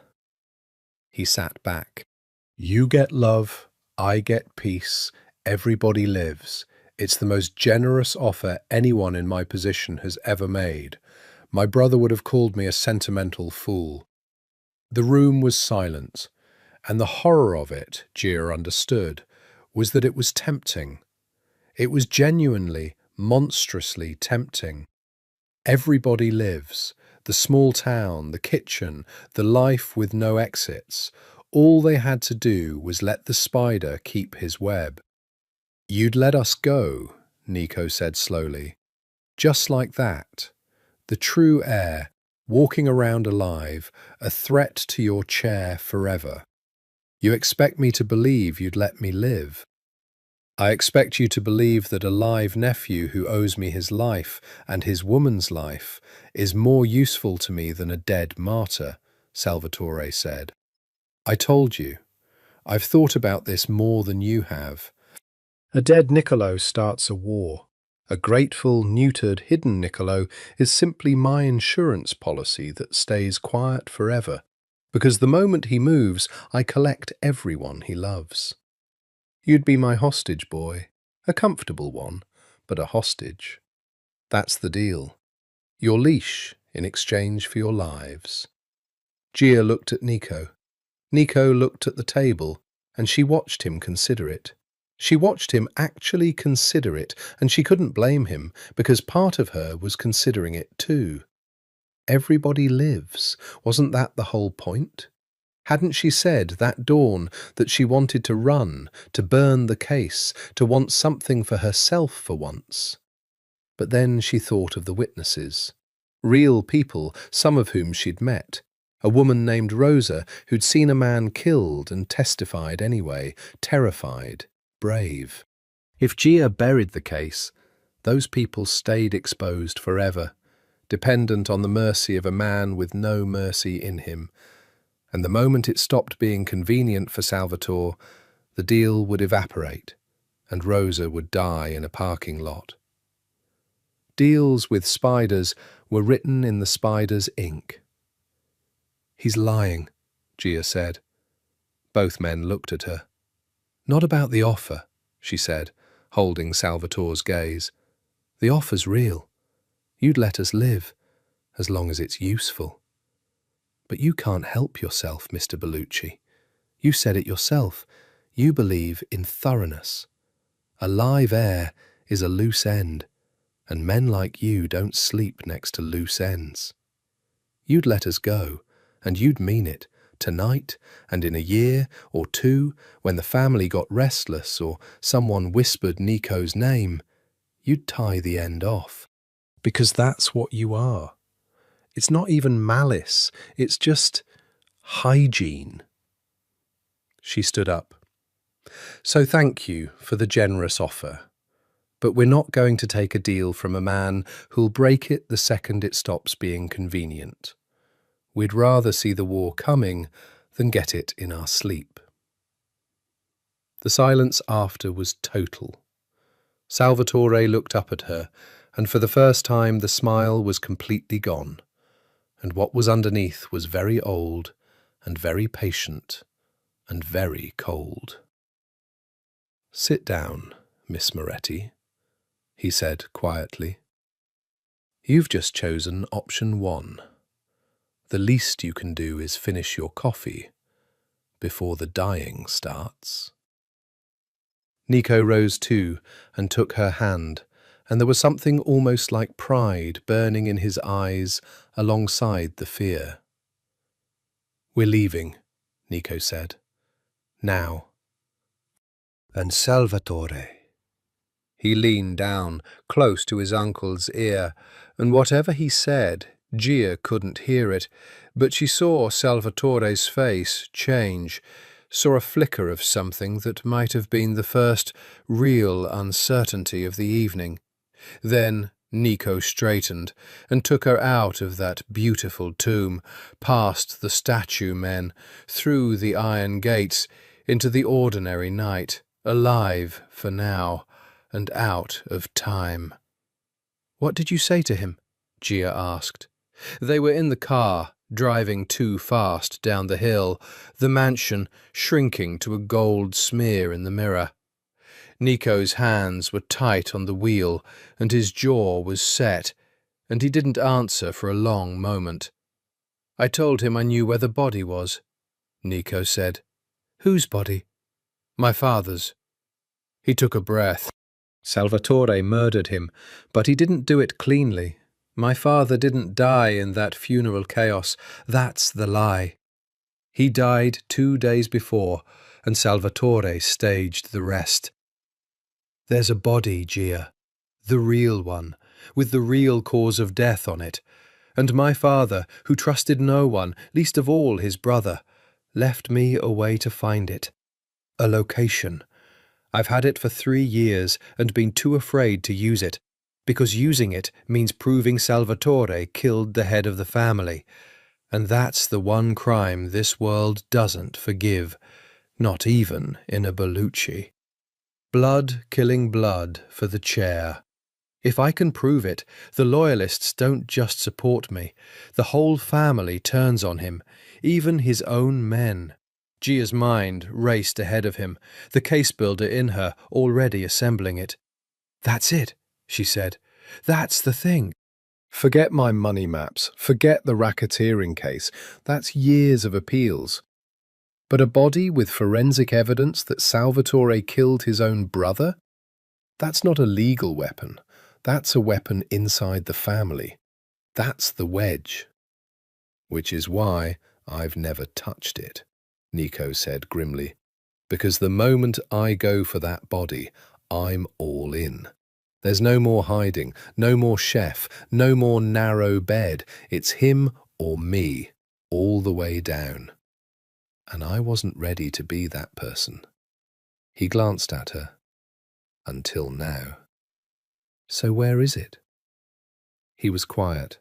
The city lights washed over his face in bars of gold and shadow. You don't tell me, Gia realized. You're not going to tell me where it is. If you don't know, you can't be made to say, Nico said. You don't know how they'll try to get it out of you, Gia. I do. I grew up watching it. The one gift I can give you is your ignorance. If they take you, and they might, I need you to have nothing to tell them. It's the only way I can protect you where I can't be. The possessiveness of it, the protectiveness, it should have felt suffocating. Instead, it wrapped around her like a hand around a candle flame, shielding. She had spent her whole life protecting other people, her father, the witnesses, the case. No one had ever tried to protect her. She didn't know what to do with it. Her eyes stung. That's not a partnership, she said, but weakly. No, Nico agreed. It's not. Partnership is for later, for the small town. Right now, it's a war, and in a war you compartmentalize the people you love so the enemy can't use them against you. My father taught me that. It's the only useful thing he ever taught me about love. That it's a weakness the enemy will always aim for, so you armor it. He reached over and took her hand off her lap, brought it to his mouth, kissed her knuckles without taking his eyes off the road. I'm armoring you. Let me. She let him. They drove in silence for a while, and then Gia said softly, He's going to come for the witnesses first. Salvatore. Now that I've refused him. He said it himself. Thoroughness. He'll clean the board before the war. Take away my weapons before I can use them. Her stomach turned. Rosa, there's a woman, Nico. She testified about a murder. She's in a safe arrangement, but if Salvatore's known about me for as long as he says, he might know about her. I have to move her. Tonight.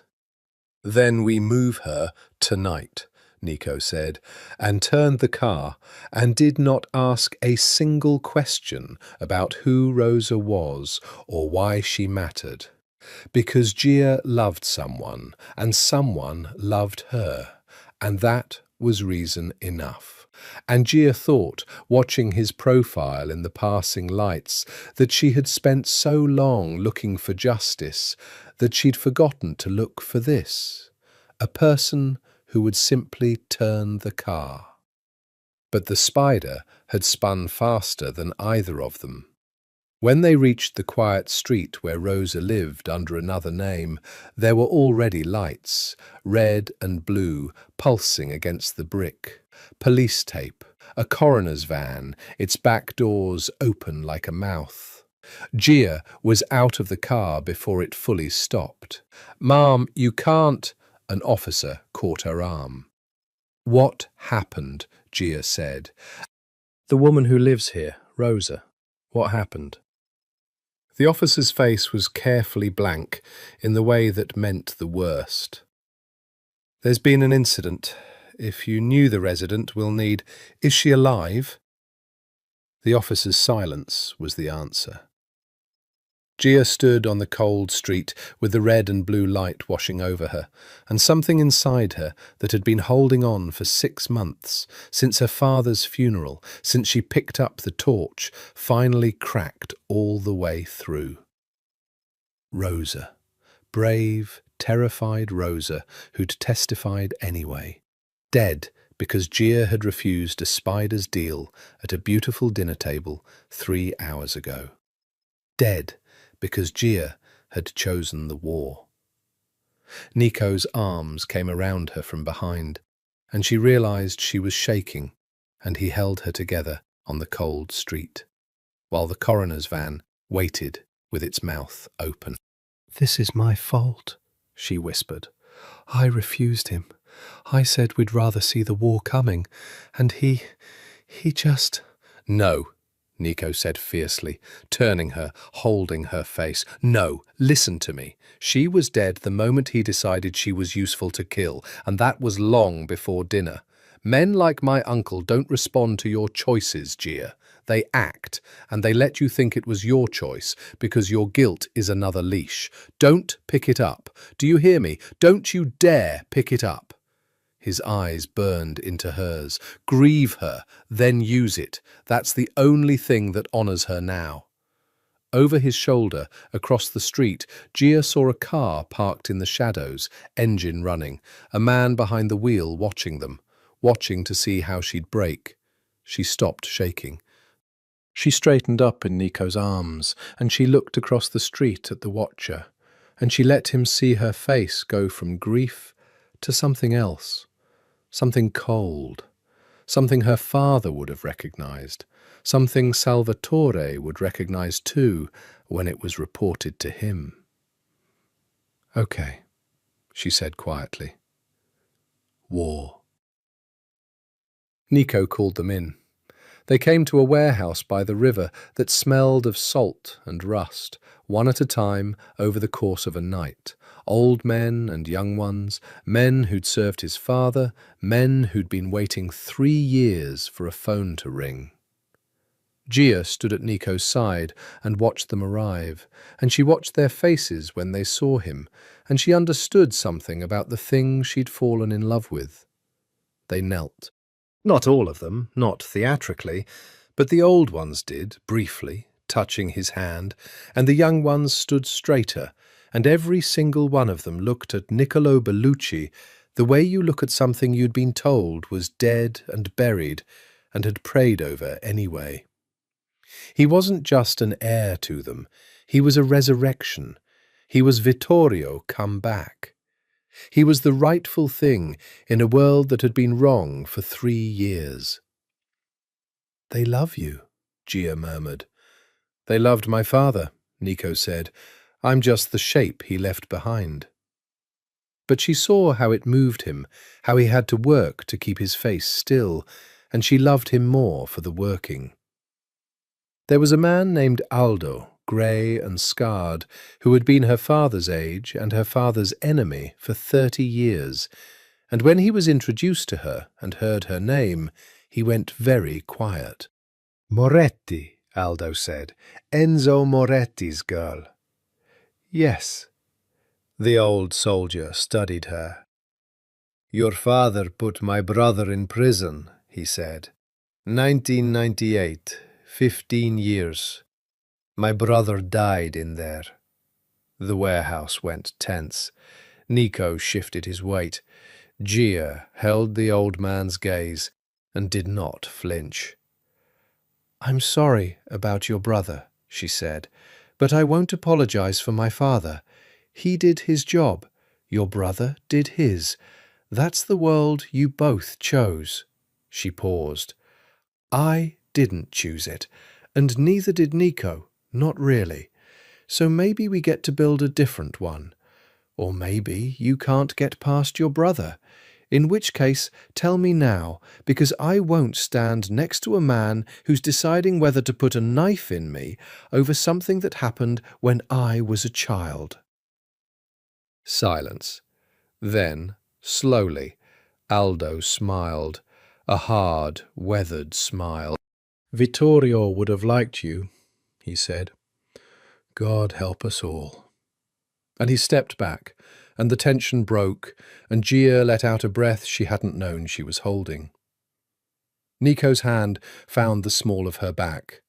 "Well done," the touch said. They planned through the night. It was, Gia thought, the strangest war council in history. A fugitive heir, a dead detective's daughter, and a dozen men who'd have killed each other a week ago, bent over a table in a river warehouse, plotting the fall of a spider. Nico laid out the shape of it. The body, he didn't say where, the forensic proof that Salvatore had killed his own blood, the moment they'd reveal it, at the family's midsummer gathering in 8 days, when every capo and soldier would be in one room at Salvatore's mansion, when the whole family could witness the truth at once, and there'd be no controlling the story after. 8 days, Aldo said. "He'll move on us before then. He knows we're gathering. He killed the witness to send a message." "He'll move," Nico agreed. "So we give him something to move at that isn't the real thing. We let him chase shadows." He looked at Gia. "And in the meantime, Gia builds the outside case in parallel, the legal box, so that even if the inside play fails, even if the family closes ranks and protects him from his own blood crime, there's still a cell waiting. 2 nets. If he tears through one, the other holds." It was good. It was elegant. Gia, the professional, could find no flaw in it. Which was exactly what frightened her, because she had learned from her father that the plans without visible flaws were the ones with the flaw hidden inside them. Usually, a person. A weak link. A traitor.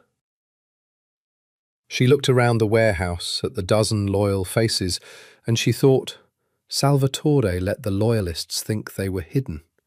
He said so at dinner. A leash you can see is more useful than one you can't. Which means at least one of these men has been reporting to him for 3 years. She didn't say it. Not there.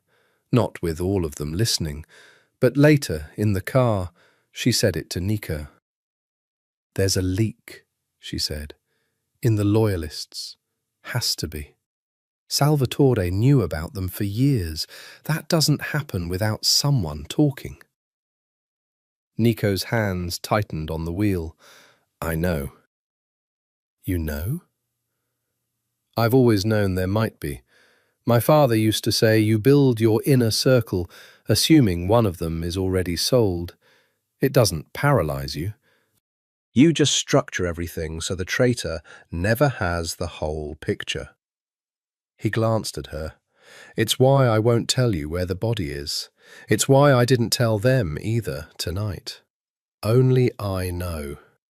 If there's a leak, all it can carry back is that we're gathering and that there's a body somewhere. Not where. Salvatore can't defend against a location he doesn't have. And if the leak is close, really close, someone who could get it out of you?" Nico was quiet for a moment. "There's no one that close," he said. "Except you." And he tried to make it light, and it didn't come out light, and it hung in the car between them like smoke. "I deleted the recording," Gia said quietly. "I told you the truth when I could have destroyed you. Don't." "I know," he exhaled. "I'm sorry." "It's the disease of this life, Gia. You start seeing traitors in the people you die for. It's how they win even when they lose. They poison the trust. He took her hand. I trust you, more than I've trusted anyone since my father. That's the truest thing I have. I'm sorry I let the poison in for even a second. She squeezed his hand. But something cold had settled in her stomach and wouldn't leave. Because he was right about the poison. And she knew, the way she knew how to read a room, that somewhere in the 8 days ahead, the trust between them was going to be tested by someone who wanted it broken. And Salvatore Bellucci was very, very good at breaking things. It came on the 5th day, and it came the way she should have expected. Not as a bullet, but as a betrayal wearing evidence. Gia was in the small apartment they'd been using as a base, not her place, not the restaurant, a safe flat Aldo had provided, building the legal case, layering the money maps over the forensic timeline, when Nico came in with his face gone to stone. Someone sent this to Aldo, he said, and put a phone in front of her. It was a photograph, Gia in the red dress, at Sancta, and a second photo, Gia sitting across a cafe table from a man in a suit she didn't recognize, leaning in close, apparently intimate. And a document, a scan, a payment record, a transfer of $40,000 into an account with her name on it, from a shell company Gia recognized instantly because she'd mapped it herself. A Bellucci shell company. Salvatore's saying you're his, Nico said.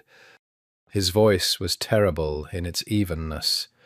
That you've been on his payroll the whole time. That you were sent to get close to me, to find the loyalists, to find the body.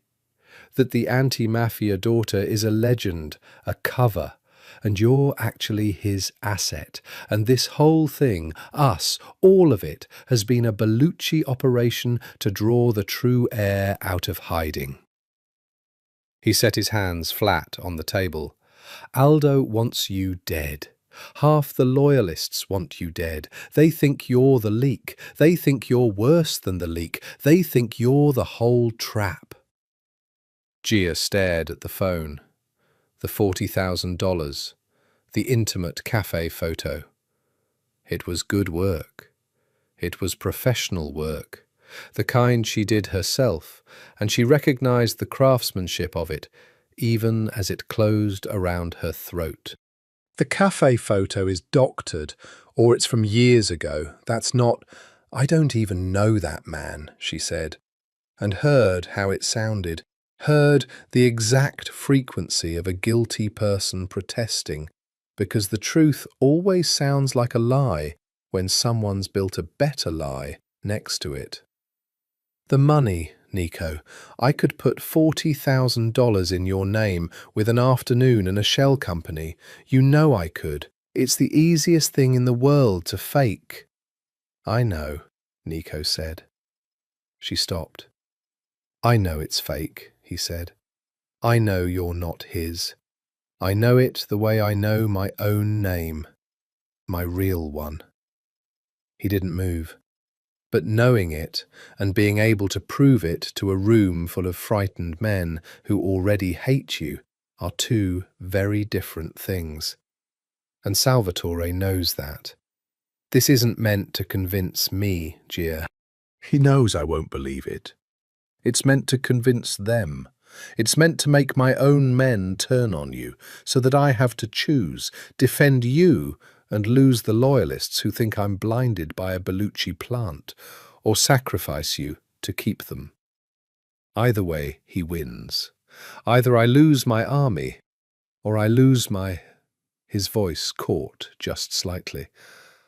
Or I lose you. The elegance of it took Gia's breath away. It was the same play from dinner, refined. Salvatore never attacked you. He made you attack yourself. He handed you a knife and arranged the world so you cut your own throat. Then we prove it's fake, Gia said, publicly, to all of them. I can trace the shell company back to Salvatore. I mapped it. I have the whole chain. It's his money pretending to be his own bribe of me. That's the tell. That's the flaw. That takes days you don't have, Nico said. Aldo's men aren't going to sit and wait for a forensic accounting lecture. Some of them are already gone, Gia, peeled off in the last 2 hours, and the ones who stayed— He shook his head. There's a faction that's decided the safest move is to kill you now and ask questions never. Aldo's holding them off, barely, because I asked him to. But my authority with these men is 5 days old and built on my dead father's name, and I'm spending all of it right now keeping you breathing.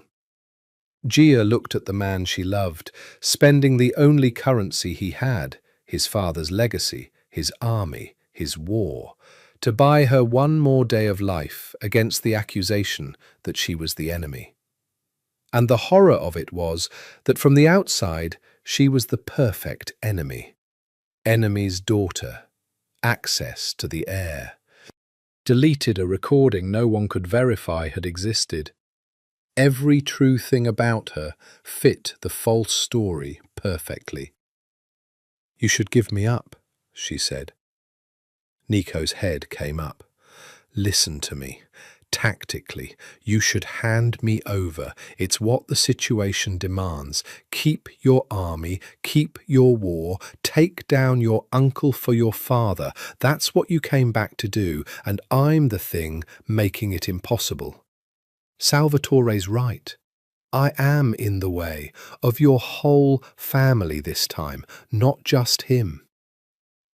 Her voice was steady, even as everything inside her shattered. You armored me, Nico. Your word. You put love in armor because the enemy aims for it. Well, he aimed for it, and the armor's a liability now. So take it off. Let me go. Finish the mission. It's what our fathers would have. Nico crossed the room and kissed her hard, cutting off the word, and when he pulled back, his eyes were burning and wet and absolutely certain. I renounced the chair once already, he said. 3 years ago, in a stairwell, running from men with guns. I chose a narrow bed and a false name over the war, and I told myself it was strategy, and it was cowardice, and I have hated myself for 3 years. His hands framed her face. I am not going to spend the one thing that finally made me brave to buy back the throne I ran from. Do you understand me? The family, the chair, the war. I wanted all of it back because you woke it up in me. Take you out of the equation, and there's no equation. There's just a scared cook in an apron again. He pressed his forehead to hers. So no, I will not give you up. Not to save the mission, not to save the army, not to save myself. If it comes to you or the chair, I will burn the chair to the ground and salt the earth. Let Salvatore keep it. I'll take you instead. That's not strategy, Gia whispered, crying now. That's not smart.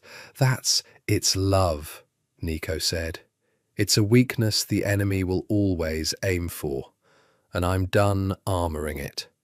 I'm going to make it my strength instead, or I'm going to die trying, but I am not going to be a man who trades away the person he loves to win a game. He wiped her tears with his thumbs. Now, you're the best case builder in this city. Salvatore built a lie out of money and photographs. Tear it apart. Show my men the flaw. You have until morning, and I'll buy you every minute of it with everything I've got. Prove you're mine and not his. Not to me, I already know. To them. Gia looked at him, and something fierce and clear rose up through the grief. Get me my laptop, she said, "and get me Aldo. If I'm going to prove Salvatore framed me, I'm going to do it by proving something he'll hate far more. Which is that the real leak is still in the room, and I know how to smoke him out." She stood in the warehouse before the men who wanted her dead, and she did not have a gun, and she did not have Nico's name, and she had exactly one weapon. She was the daughter of the man who had spent 30 years learning how these people thought, and she had inherited every bit of it. "Salvatore says I'm his," she said. Her voice carried in the rust-smelling dark. "He sent you a photograph and $40,000 in my name, and it's good work. It's convincing. Some of you have already decided. I can see it." She let her eyes move across them, unafraid. "So I'm not going to ask you to trust me. Trust is for later, for people who've earned it, and I haven't, not with you. Instead, I'm going to give you something better than trust. I'm going to give you math." She'd set the laptop on a crate, screen turned to them, and now she began. The $40,000 came from a company called Meridian Holdings. Salvatore wants you to think it's his money, paying me. And it is his money. She clicked. A chain of shells bloomed on the screen. But here's the thing about laundering money through your own shells to frame someone. You leave a fingerprint. Meridian Holdings routes through the same 3 intermediaries as the account that paid for this warehouse. The account Aldo used. The account only 4 people in this room knew about. She looked up. So either I'm a Bellucci asset who somehow knew a bank account I've never been told, or the person who set up my frame had access to Aldo's operational finances. Which is not me. It's one of you. The warehouse went dead silent. "The frame wasn't just meant to kill me," Gia said quietly. "It was meant to hide the real leak by making me the leak. Salvatore's clever. He knew you'd start hunting for the traitor once you realized how much he knew. So he handed you a traitor, me, wrapped in evidence to close the hunt before it started. Kill the outsider, feel safe, stop looking. And the real one keeps breathing, keeps reporting." She closed the laptop. "The money trail runs through Aldo's operational account. 4 people had it. I'm going to say their names, and I'm going to watch faces, because I learned from the best detective this city ever produced, and there is no lie a scared man can tell that his face doesn't tell first." She said the first name, a face, steady. The second name, steady. The third name, Aldo's own second, a man called Renzo. And Gia watched Renzo's jaw tighten, watched his hand drift just slightly toward his hip, watched his eyes flick to the door and back. And she knew, the way her father had taught her to know, in the half-second before the mind catches up to the body. "Renzo," Gia said softly. He ran. He didn't get 3 steps. Aldo, old, scarred Aldo, who'd wanted Gia dead an hour ago, moved faster than a man his age had any right to, and there was a scuffle, and then Renzo was on his knees on the concrete, with the old soldier's gun against his skull, and the whole warehouse was on its feet, and Nico stepped forward into the centre of it, and the resurrection was in his face, cold and total. 3 years, Nico said to the kneeling man. "You sold my father's people for 3 years. Did you sell my father too? Were you the one who told Salvatore where he'd be 2 days before the funeral?" Renzo said nothing, which was an answer. Gia watched Nico's face and saw the cook fall away entirely, saw the thing his uncle had spent 3 years hunting, the thing 3 years of veal and hiding had been protecting the world from, and it frightened her. And she understood that this was the man she'd fallen in love with too. Not just the tender one, but this one, the one who could put ice in his voice and stone in his eyes and stand over a kneeling traitor and decide his death. "Nico," she said. He didn't look at her. "He murdered my men. He may have murdered my father." "I know." She came to stand beside him.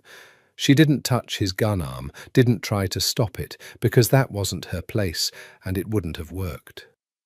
Instead, she said, low, just for him, "But if you kill him here, on your knees, in front of them, you become your uncle. Blood and vengeance and a body on the floor. That's the story Salvatore wants, that you're just another Bellucci who solves problems by killing them. And a dead Renzo can't testify. Alive, he's a witness who can turn on Salvatore in front of the whole family in 3 days. Dead, he's just meat." She let it land. "You told me to grieve, Rosa, and then use it. Grieve your men, then use him. Don't waste him on a floor." The warehouse held its breath. For a long, terrible moment, Gia didn't know which man would win, the cook or the heir, the one she'd saved or the one Salvatore had made. Nico's finger was inside the trigger guard. She could see it. Then, slowly, he took it out. He lowered the gun. And he looked at Gia, and something passed between them. And it wasn't gratitude exactly, it was recognition. She'd pulled him back from the edge his uncle had spent 30 years living on. She'd shown him there was another way to be a Bellucci. "Bind him," Nico said to Aldo. "He talks at the gathering. In front of everyone. He tells the whole family what Salvatore paid him to do." He finally holstered the gun. "And then the family decides, not me, them. That's the difference between me and my uncle. He kills to keep power. I'm going to let the truth do it." Aldo, dragging the traitor up, looked at Gia over Renzo's bowed head and gave her a single, grave nod. She had walked in as the enemy's daughter, the accused plant, the woman half of them wanted to bury. She had walked out as the person who found their traitor and kept their heir human in the same hour. "Enzo Moretti's girl," Aldo said again, but this time it sounded like a blessing. They had 2 days, and on the night before, in the safe flat with the city humming 40 stories down and the war held at bay for a handful of hours, they were, briefly, just 2 people. Nico cooked. Of course he cooked. It was the only prayer he knew. And he made her the simple pasta from the first week, garlic and oil and chili, the one she'd said was insulting in its perfection. And they ate it on the floor, with their backs against the couch, because the flat had no proper table. And for a little while there was no spider, no chair, no dead fathers, no gathering. "Tell me a true thing," Gia said. Nico smiled. "The real one, the rare one." "You always want the true thing." "It's the only currency I trust anymore." He was quiet, twirling pasta he wasn't eating. "The true thing is I'm afraid," he said. "Not of dying. I made peace with dying 3 years ago in that stairwell. I'm afraid of the 2 days after this being over. Because for 3 years I had a plan, even if the plan was just hide. And after the gathering, if we win, if we somehow win, there's no plan. There's just a life. And I don't know how to have a life, Gia. I know how to hide, and I know how to fight, and I don't know how to just wake up next to someone and make coffee and have a Tuesday. He looked at her, and there was something almost shy in it, absurd on a man like him. You said you don't know how to want something for yourself. I don't know how to have something. We're a disaster. We're a disaster, Gia agreed, and leaned into him, and he wrapped an arm around her, and they sat in the hum of the city. Tell me yours, Nico said, a true thing. Gia was quiet for a long time. I don't think my father loved me, she said finally, and the words came out small and terrible. That's the true thing. I've been finishing his work for 6 months and telling everyone it's to honour him. And the real reason is that I'm still trying to earn it. Even dead. Especially dead. I keep thinking, if I just finish the thing he couldn't, if I bring down the Bellucci's where 30 years of him failed, then somewhere he'll... Her voice broke. But he's dead. There's no somewhere. I'm performing for an empty chair. And I know that, and I can't stop, because it's the only relationship with him I have left. The chase is the only place he's still alive. Nico turned her face up to his. He loved you, he said. I never met him. I don't know a thing about him except that his daughter is the bravest, sharpest person I've ever known. And men like us, men who give their whole lives to one thing, we build things. And you're the thing he built, Gia. You're his real case, not the Bellucci's, you. And you turned out extraordinary. That's not the work of a man who didn't love his daughter. That's the work of a man who didn't know how to say it and hoped the building would say it for him. He kissed her forehead. I told you this the first week. I meant it then. I mean it more now. She cried, and he held her, and it was the ugly kind of crying, 6 months and 30 years of it, and he didn't tell her to stop, and he didn't try to fix it. He just held her while she put down for a moment the torch she'd been carrying since the funeral. After, she said, when she could speak. You said, you don't know how to have a life. If we win. If we're both still breathing. She wiped her face. I don't either. So maybe we learn it together. Badly. The small town. The kitchen. The Tuesdays. The Tuesdays, Nico agreed, like a vow. They didn't sleep. They lay in the dark and mapped an imaginary life instead. The town by the sea neither of them had been to, the restaurant with no name on the family trust, the dog Gia wanted and Nico pretended not to, the version of themselves that got to be ordinary. It was a fragile, foolish, beautiful thing to build the night before a war. And they both knew it might be all they ever got of it, this one night of pretending. And that made them build it more carefully, more tenderly, brick by brick, in the dark. Toward dawn, Nico's phone lit up. He read it, and Gia felt him go still against her. What? She said. He didn't answer at first. Nico? What is it? It's from Salvatore. He turned the phone so she could see. He's moved the gathering, not in 2 days. Tonight. He's called the whole family in tonight. Nico set the phone down slowly. He knows we found Renzo. Renzo must have had a signal, a check-in, and when he missed it, Salvatore knows his leak is burned. So he's not giving us the 2 days to prepare. He's collapsing the timeline. He wants us reacting instead of ready. He wants the family confused and Renzo silenced before he can talk. And Nico looked at her, and the fear in his eyes wasn't for himself. And he wants us walking in tonight without our proof lined up, without the body. Gia sat up in the grey dawn, and the fragile, imaginary life dissolved back into war.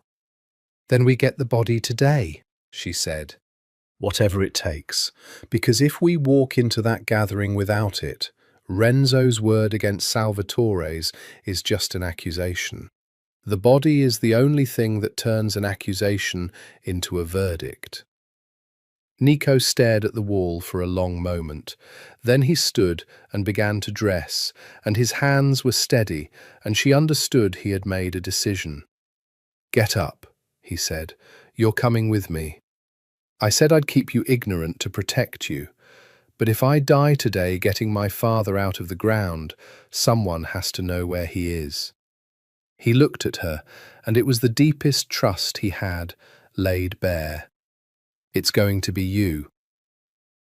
The place was a vineyard 2 hours north, land that had belonged to the Belluccis for 4 generations, rows of old vines running down a hillside toward a stone chapel gone to ruin.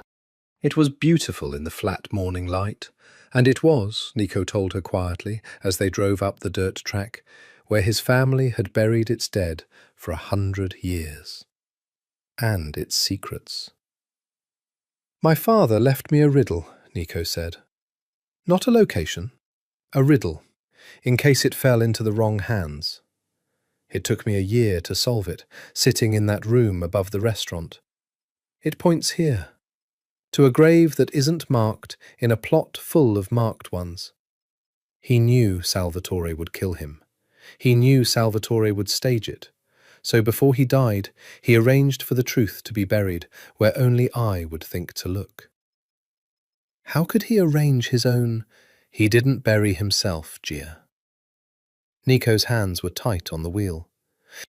"He arranged for a man he trusted to recover the real body after Salvatore's people staged the funeral, and to bury it here, quietly, with everything intact, the real wound, the real evidence. A witness to the recovery, sworn to silence. That man died last year, natural causes, I checked. But before he died, he confirmed it to one of the loyalists. The body's here. My father is here, with Salvatore's crime still written on him." They walked down through the vines to the ruined chapel, and behind it, in a small walled plot, the Bellucci dead lay under stone. Nico moved among the graves with a strange reverence, reading names she didn't know, ancestors, and then he stopped at a patch of ground with no stone at all, just grass a shade too green, and he stood over it, and for a moment he couldn't speak. "Hi, Papa," he said finally, very quietly, in Italian, and Gia looked away, because some things a person should not watch. They dug. It took hours, 2 people with shovels from the car trunk, in the summer heat, among the vines, and Gia's hands blistered and broke, and she didn't stop, and Nico dug like a man possessed, like the digging was 3 years of grief coming out through his arms, and neither of them spoke, except when the shovel struck the box. It was sealed, preserved, and when Nico opened it, she made herself look, because he shouldn't be alone in it. The body was there, and it was terrible, and it was proof. And even Gia, who had built 100 cases on evidence like this, felt the enormity of it. A man's father, in the ground, kept whole for 3 years by love and cunning, waiting for his son to be brave enough to dig him up and use him. "Gunshot," Gia said softly, forcing herself into the professional register because it was the only way to survive the moment. "Close range, back of the head." That's not chaos of a funeral. That's an execution. And the timeline, the decomposition, the burial, a forensic examiner can establish he died days before the official date. "Nico, this is it. This is everything. This proves the funeral was a cover, which proves premeditation, which proves Salvatore lied to the whole family about how his brother died." She looked up at him, filthy, exhausted, triumphant and heartbroken at once. This ends him, inside the family and in a courtroom both. This is the thing. Nico knelt by the box for a long moment, his hand hovering over his father's remains, not quite touching. "He trusted no one," Nico said. "His whole life. And in the end he trusted me. He bet his own justice on me being brave enough. And I made him wait 3 years.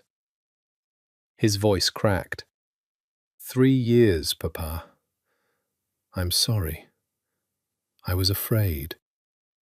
Gia knelt beside him in the dirt and took his filthy hand in hers. "You came," she said.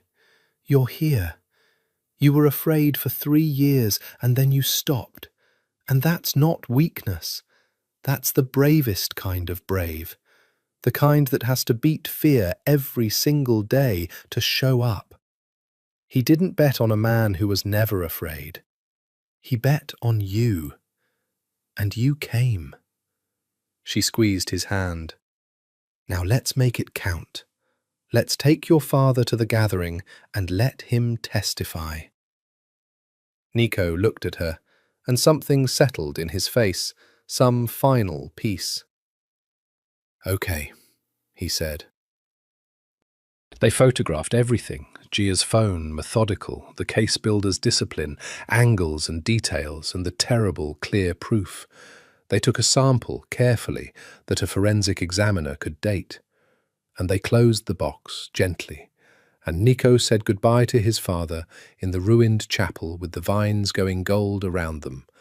And then they drove back toward the city and the gathering and the spider, with the dead man's evidence riding between them like a third passenger. Halfway back, Gia's phone rang, a number she didn't know. She almost let it go. Then something made her answer. "Miss Moretti?" Salvatore's voice, warm, terrible. "You've been to the vineyard. My man watched you dig. Very moving, I'm sure." Gia's blood froze. Nico's head snapped toward her. "Now," Salvatore continued, "I could have stopped you. I chose not to. Do you know why? Because I want the body at the gathering. I want my nephew to walk in tonight and produce his father's corpse in front of the whole family, and I want to be ready for it. Because I've had 3 years to prepare a story for that exact moment, my dear, and you've had 1 afternoon. You think the body is your weapon." His voice dropped. "It's mine. I'm going to let you bring it, and then I'm going to turn it into the thing that destroys you both. Come tonight. Bring my brother. Let's finish this in front of the family, the way Vittorio would have wanted." The line went dead. Gia lowered the phone and looked at Nico, and the triumph curdled in her chest. "He wants us to bring it," she said hollowly. "It's a trap inside a trap. He's been 3 moves ahead the whole time. The body isn't our weapon, Nico. He's turned it into his." Nico drove in silence for a mile. Then, softly, terribly, he began to smile. "No," he said. He thinks he has, but he just made his first mistake. He told us it's a trap. He glanced at her, and the air was fully awake in his eyes now, cold and brilliant.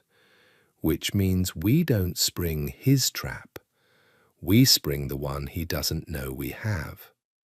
Gia, how fast can you get your case, the real legal case, into the hands of a prosecutor you trust? Tonight? An hour. Why? Because Salvatore's ready for the body, Nico said. He's ready for the family. He's spent 3 years preparing for me to come at him from the inside. The smile widened. He is not ready for the outside and the inside to arrive in the same room at the same second.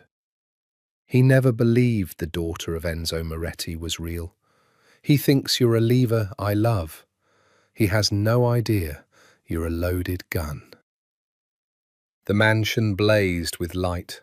Every car in the family was in the drive, every capo and soldier and cousin summoned to the great hall under the pale stone, and the air was thick with cologne and wine and the particular tension of men who all knew something was coming, and none of them knew what. Niccolo Bellucci walked in through the front doors, carrying a small case in one hand and holding Gia's hand with the other. And the whole room turned, and the whole room went silent, because the dead heir was alive, and he had come home, and he had come armed. Not with a gun. Everyone could see he had no gun, but with something worse. Something in the set of his shoulders and the ice in his eyes. Salvatore stood at the head of the hall, resplendent, smiling, arms open. "Niccolo! And you brought her. And," his eyes went to the case, "you brought him, my brother. How touching. Family, all together again." He spread his arms to the room. "You see? I told you my nephew lived. I told you he'd come home. And here he is, on the night I've gathered you all to make his claim. Well, boy, the family is listening. Make it." It was masterful. He'd reframed it before Nico could speak, turned the ambush into a coronation he was graciously permitting, put himself in the role of the generous uncle indulging the prodigal. Gia felt the room tilt towards Salvatore's story. He was so good. Nico set the case down on the long table. He looked around the room, at the faces of his father's men and his uncle's men, at Aldo grim by the wall, at the cousins and the capos, at 3 years of his life waiting to be reclaimed. "My father was murdered," Nico said. His voice was quiet, and it carried to every corner. Not in the chaos of his funeral. 2 days before. Executed. A bullet in the back of his head. And then his death was staged and lied about to this family by the man who killed him. He looked at Salvatore, his own brother. The room erupted, shouts, denials, the scrape of chairs. Salvatore's face was a mask of wounded shock, beautifully done. "He's mad with grief," Salvatore called over the noise. 3 years in hiding has poisoned him. "Niccolo, I loved your father." "I have the body," Nico said. Silence, sudden and total. "I dug him up this afternoon, from the vineyard, where a man loyal to my father hid him, whole, with the truth still on him, waiting 3 years for me to be brave enough." Nico's hand rested on the case. "The wound, the timeline. A forensic examiner will confirm he died days before the funeral you all attended, which means the funeral was a lie. which means someone in this family killed the head of this family and lied to all of you. He looked around the room, meeting eyes. Blood killing blood for the chair, the one thing we don't forgive, and I can prove who. Gia watched the room turn. She watched the faces of Salvatore's own men flicker with doubt, because this was the crime no story could fully cover, and a body was a body. And then Salvatore played his card, the one he'd had 3 years to prepare. "Yes," Salvatore said, "yes, there is a body, and Niccolo is right that Vittorio was murdered before the funeral." He let the shock ripple. "I know, because I found him, days before, murdered." His voice thickened with grief that Gia could not tell was real or performed, and that was the horror of the man. Murdered by his enemies, by the police who hunted us for 30 years, by Enzo Moretti. He pointed at Gia. By her father. And I staged the funeral to protect this family from the truth that we had let a cop get close enough to execute our Don, because the shame of it would have shattered us. I buried the truth to keep us strong. And now the daughter of the man who killed my brother stands in my house, having seduced my nephew, having led him to dig up the very proof I hid to protect him, so she can twist it into a weapon against me. The room roared, and Gia felt the ground open, because it was good. It was so good. It took every true thing, the body, the staged funeral, her father, her presence, and rewove them into a tapestry with Salvatore as the grieving protector and Gia as the assassin's daughter, finishing her father's kill. Half the room believed it in an instant. She could see it. Nico had gone white, and Salvatore, sensing the room swing to him, drove it home. "Search her. She's wired. I'd stake my life on it. She's building a case this very moment. She's not here for love, Niccolo. She's here to put us all in the ground, the way her father tried for 30 years. She played you, boy. The Moretti girl played the last true Bellucci like a fiddle, and you led her straight to the family's deepest secret." Every eye in the room turned to Gia. Aldo's hand moved toward his hip. The old accusation resurrected, and this time in front of the whole family, with the body as its proof. Gia stepped forward. "He's right," she said clearly, and the room stilled in shock. "I am building a case. I'm wired. I'm exactly what he says, Enzo Moretti's daughter, here to put this family in the ground." She let it land, let them gasp. Then she smiled, and it was her father's smile, cold and patient and 30 years deep.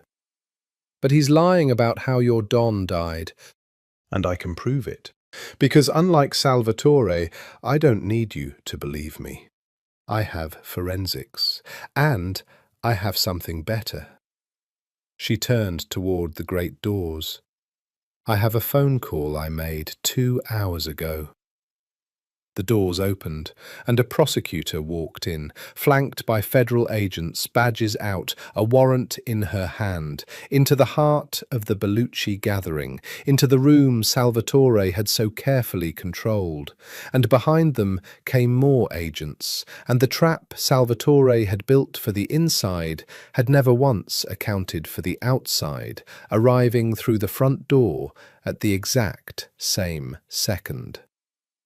"Salvatore Bellucci," the prosecutor said. "You're under arrest for the murder of Vittorio Bellucci." The room did not roar this time. The room went utterly, deathly silent.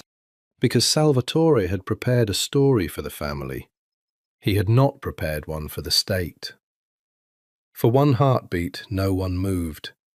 Then Salvatore laughed, a short, ugly sound, all the warmth gone. And Gia understood that they had at last pushed him past his mask, and what was underneath was pure survival. "You brought the state into my house," Salvatore said softly, "into a room full of my men." His eyes swept the gathering, and Gia saw him counting. Guns, loyalties, exits. The same arithmetic Nico did, the family trait. "You think a warrant means anything in this room? There are more of my men here than yours, Niccolo. Federal agents in the great hall of the Bellucci house. Do you know how easily this becomes a massacre they blame on the Mafia?" He raised a hand, and men along the walls tensed, hands going to jackets. "Nobody leaves with that body. Nobody leaves with that girl. We finish this the old way." The room went to the edge of violence. Dozens of armed men, federal agents, a prosecutor, a body, 3 years of grief, all balanced on a knife's edge, and Gia felt the whole thing about to tip into blood. "Stop!" Nico's voice cracked across the hall like a whip. He stepped up onto the long table above them all, and for the first time Gia saw him fully as what he was born to be, not the cook, not the fugitive, but the Don, the true blood, standing above his family with his murdered father's body at his feet. "Look at him," Nico said, pointing down at Salvatore. "Look at what he just did. Federal agents come for him, for the murder of your Don, and his answer is to order you to die for him. To turn my father's house into a slaughterhouse to save his own skin. That's not a leader, that's a cornered animal." His voice dropped, and it carried in the silence.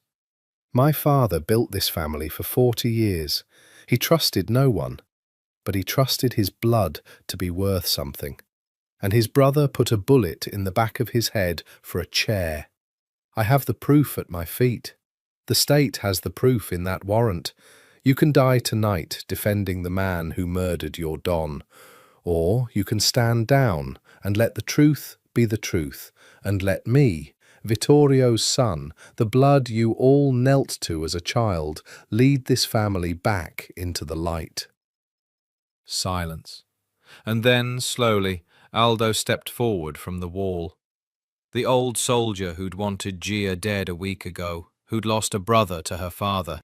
He looked at Salvatore, and he looked at Nico standing above his father's body, and he made his choice. He took his hand off his gun and knelt. "Vittorio's son," Aldo said, and bowed his head. And it spread, 1 man, then 3, then a dozen, the guns lowering, the hands coming away from jackets, the family choosing the blood over the regent, the truth over the story. Not all of them, but enough. Enough that Salvatore's men, seeing the room turn, did the mathematics themselves, and found that dying for him no longer added up. Salvatore stood alone in the centre of his great hall and watched his empire choose his dead brother's son, and Gia watched 30 years of cold control finally break in the man's face. He went for the gun at the small of his back, not at the agents, not at the family, at Nico, at the boy above the table, the heir, the end of him. "Nico!" Gia screamed. Everything happened at once. Salvatore's gun came up, Nico turned, and Gia, Enzo Moretti's daughter, who had spent her whole life around men with guns and had sworn she'd never be near one again, did the only thing there was time to do. She hit Salvatore's arm as the gun fired, and the shot went wide, splitting plaster from the ceiling, and then the agents were on him, and Aldo was on him, and it was over. the gun on the floor, Salvatore Bellucci face down on the marble of his own great hall, with a knee in his back and steel on his wrists. Nico dropped off the table and had Gia in his arms before she'd stopped shaking, running his hands over her, checking, frantic, the possessiveness and the terror and the love all at once. "Are you hit? Are you? Gia, look at me. Are you—" "I'm fine," she gasped. "I'm fine. I'm fine. It went wide. You put yourself in front of a gun." His voice was ragged, furious, adoring. "You swore you'd never. You put yourself in front of a gun. For me." "You'd have done it for me," Gia said. "You armoured me, remember? I armoured you back."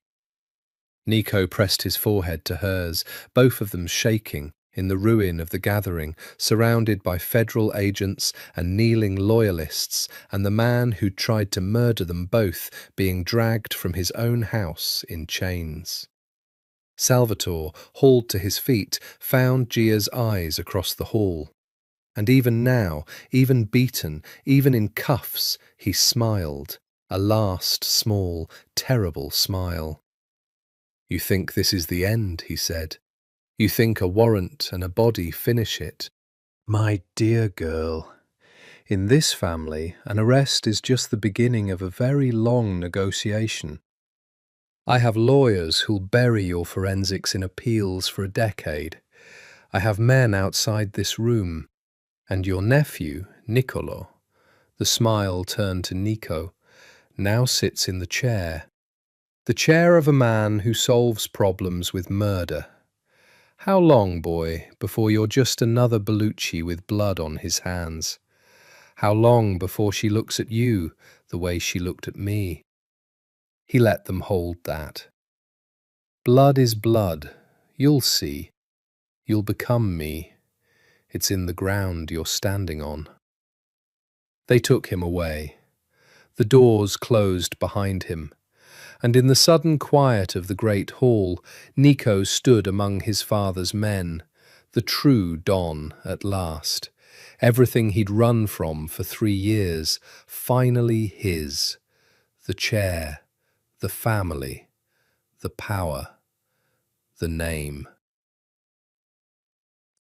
And Gia watched his face, and saw Salvatore's poison land, saw Nico look down at his own hands, and she understood that the war was won, but the last battle, the one for Nico's soul, the one Salvatore had promised from the beginning, was only just beginning.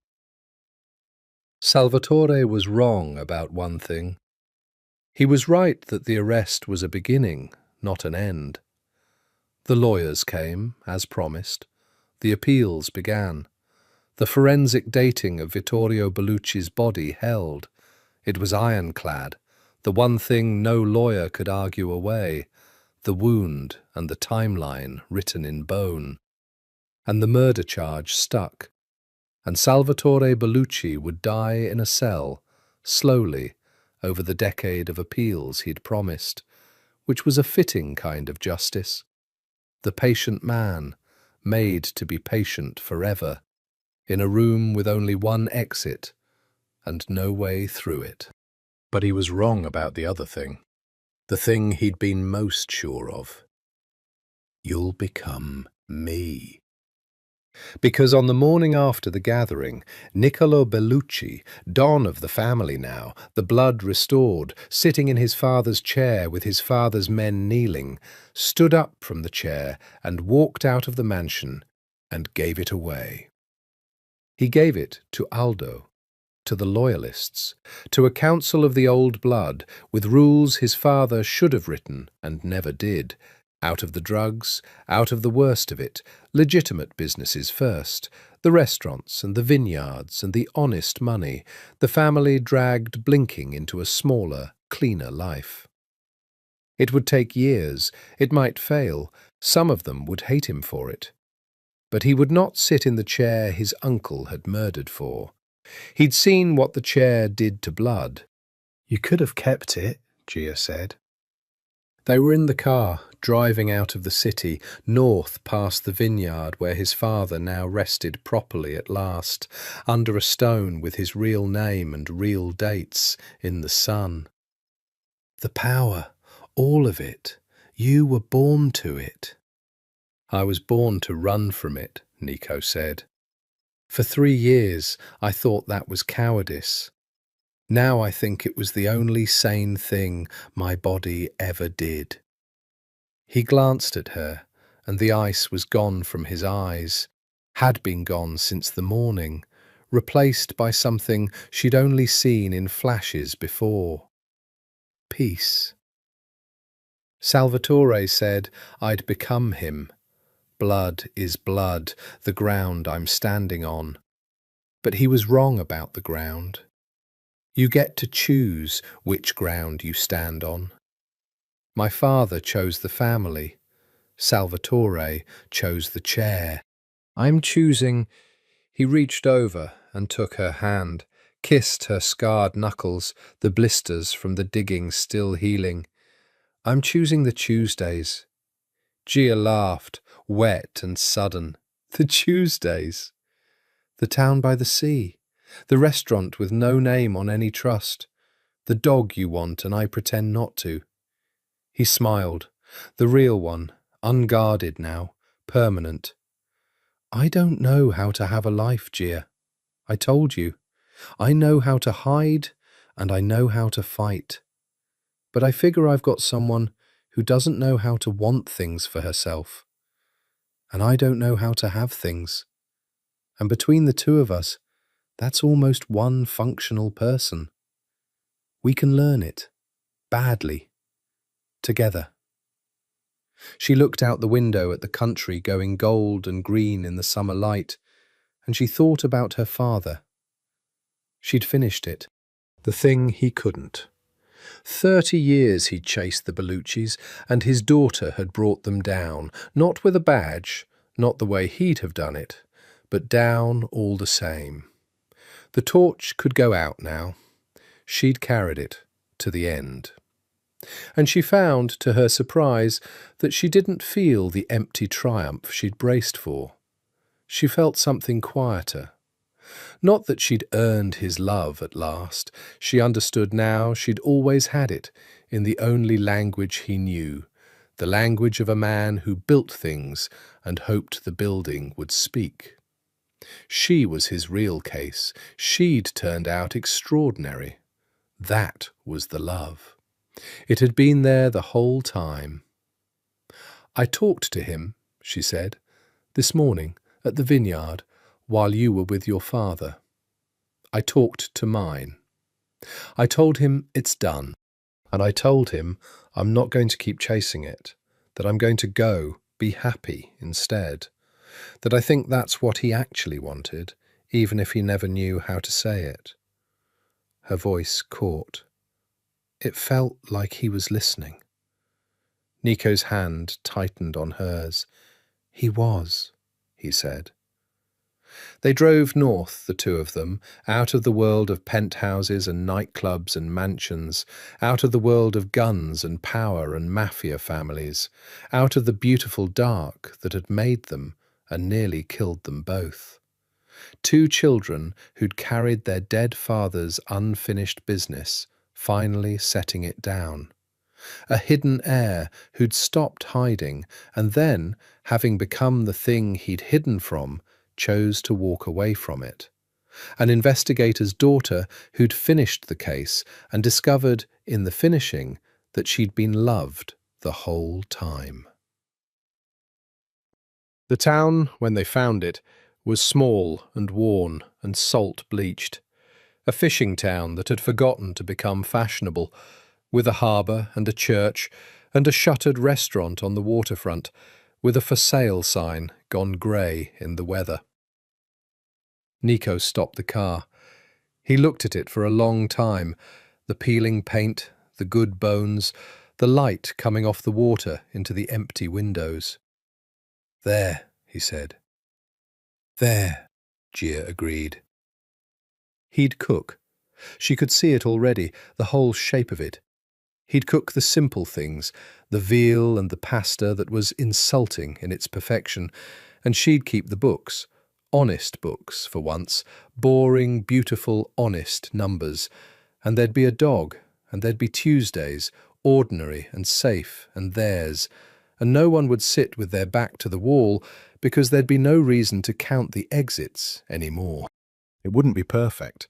They were both damaged in ways that didn't heal clean. Nico would wake some nights reaching for a gun that wasn't there. Gia would flinch at cars that idled too long outside.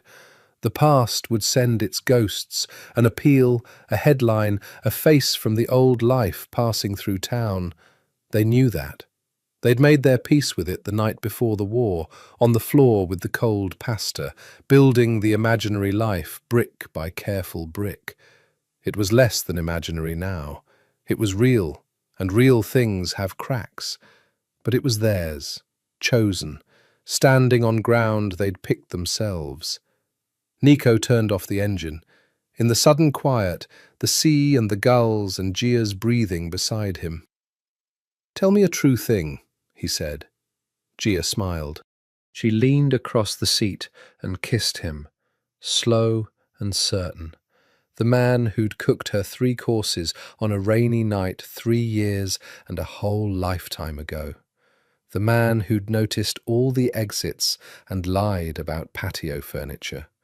The dangerous, beautiful, obsessed man who had, in the end, laid down every weapon he had, the chair, the family, the name, the war, and chosen her instead. "I'm home," she said. "That's the true thing. For the first time in my whole life, I'm home." And Niccolo Bellucci, who had spent 3 years being no one and a lifetime before that being the wrong thing, took the woman he loved into the empty restaurant with the good bones and the salt light, and began, at last, the slow and ordinary and extraordinary work of learning how to simply live. Outside, the sea kept its old, patient rhythm against the harbour wall.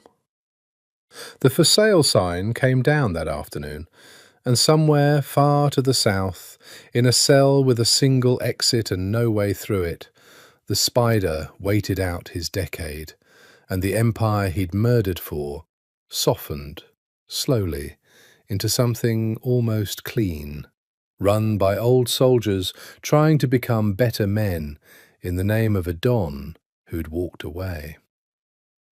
The lights of the little restaurant came on that first evening, gold in the blue dusk, and stayed on late, and the smell of garlic and sage drifted out over the water, and 2 people who had finally stopped running set the first 2 plates on the first clean table of the rest of their lives.